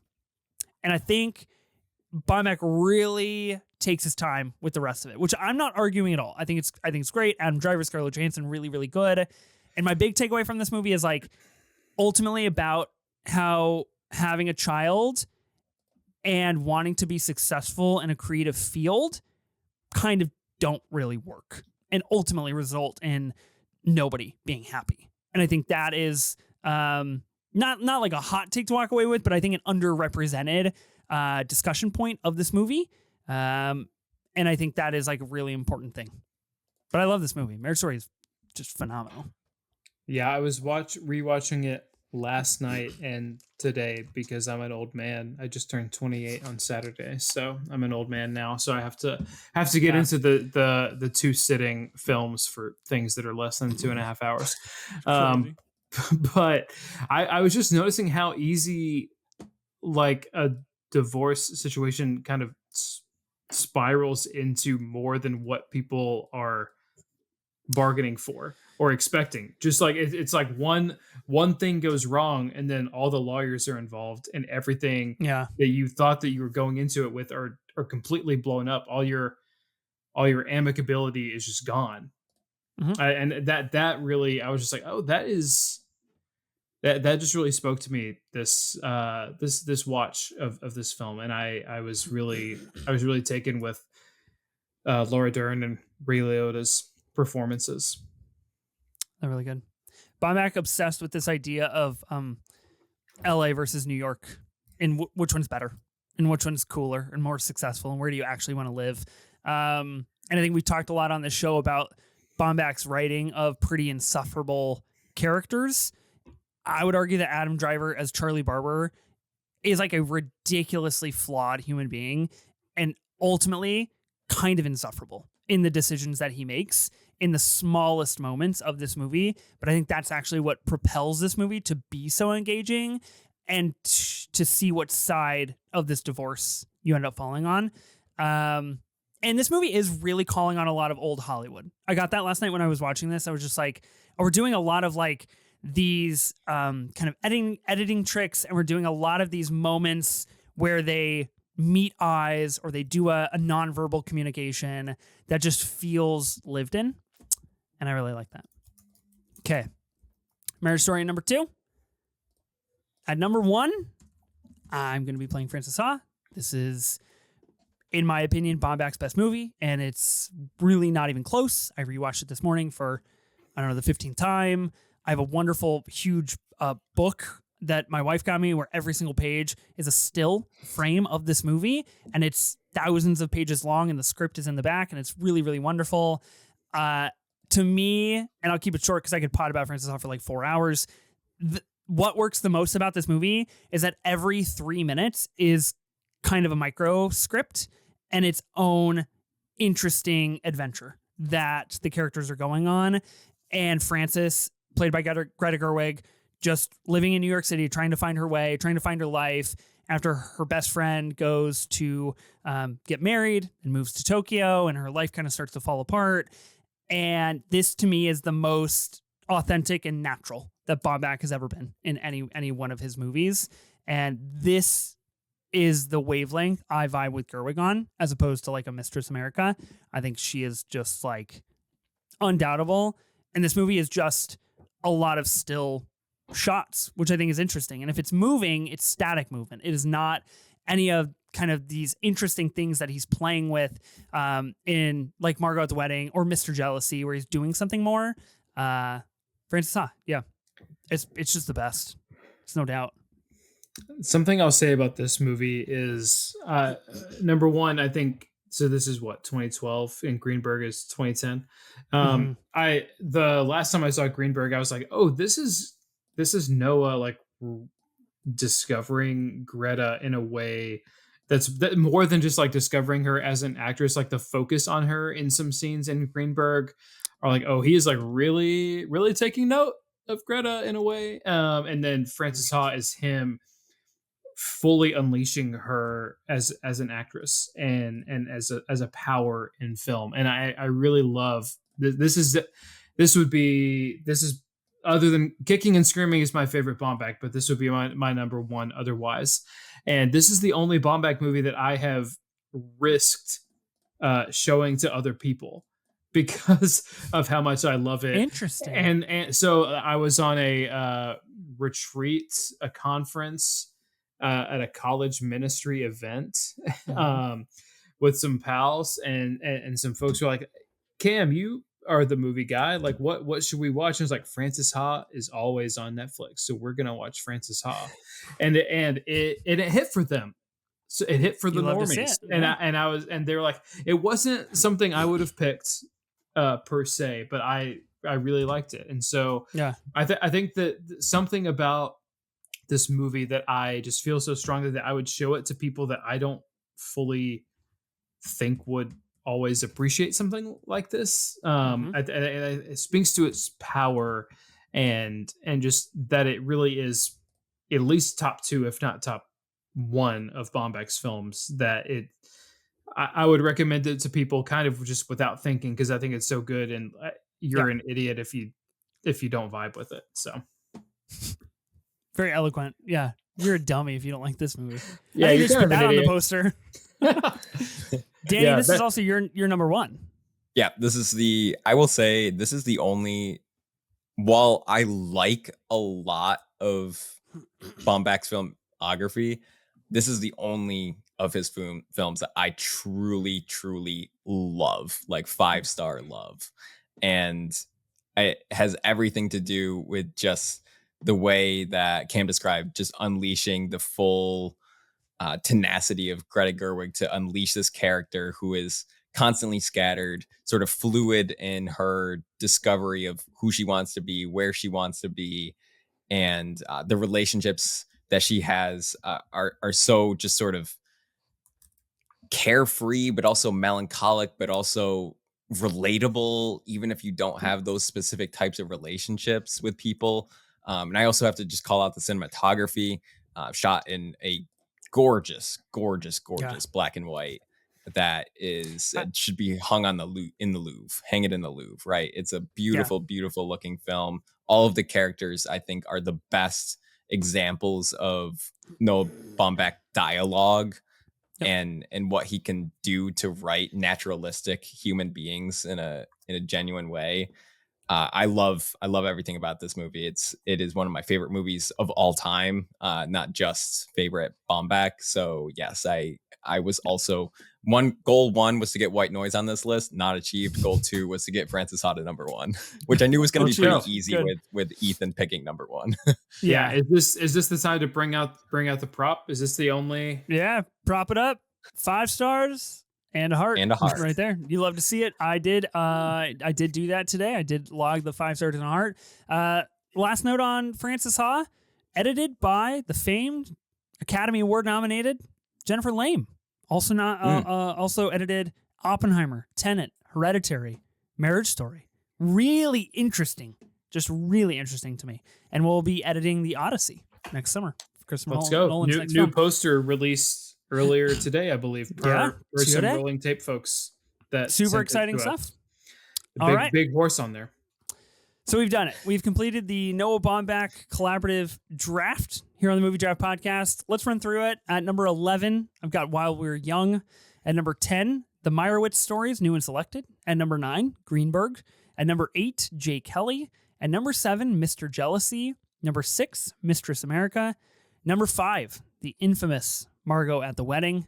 Number 4, The Squid and the Whale. Number 3, Kicking and Screaming. Number 2, Marriage Story. And number 1, Francis Ha, I feel pretty good about this draft, guys. Really shook out the way that I wanted it to. Thank you. Proud of you. Happy for you. Just one glaring omission. I know. That's all. I know. Kick Margot out, get White Noise in, and we've got a perfect list here. Kind of agree. But then again, not my it's problem. Crazy doesn't fall on me. The staunchest White Noise truther didn't use their number 5 slot appropriate. But then again, Margot at the Wedding wouldn't have made it on this list, and I would have been a little bit sad about that as well.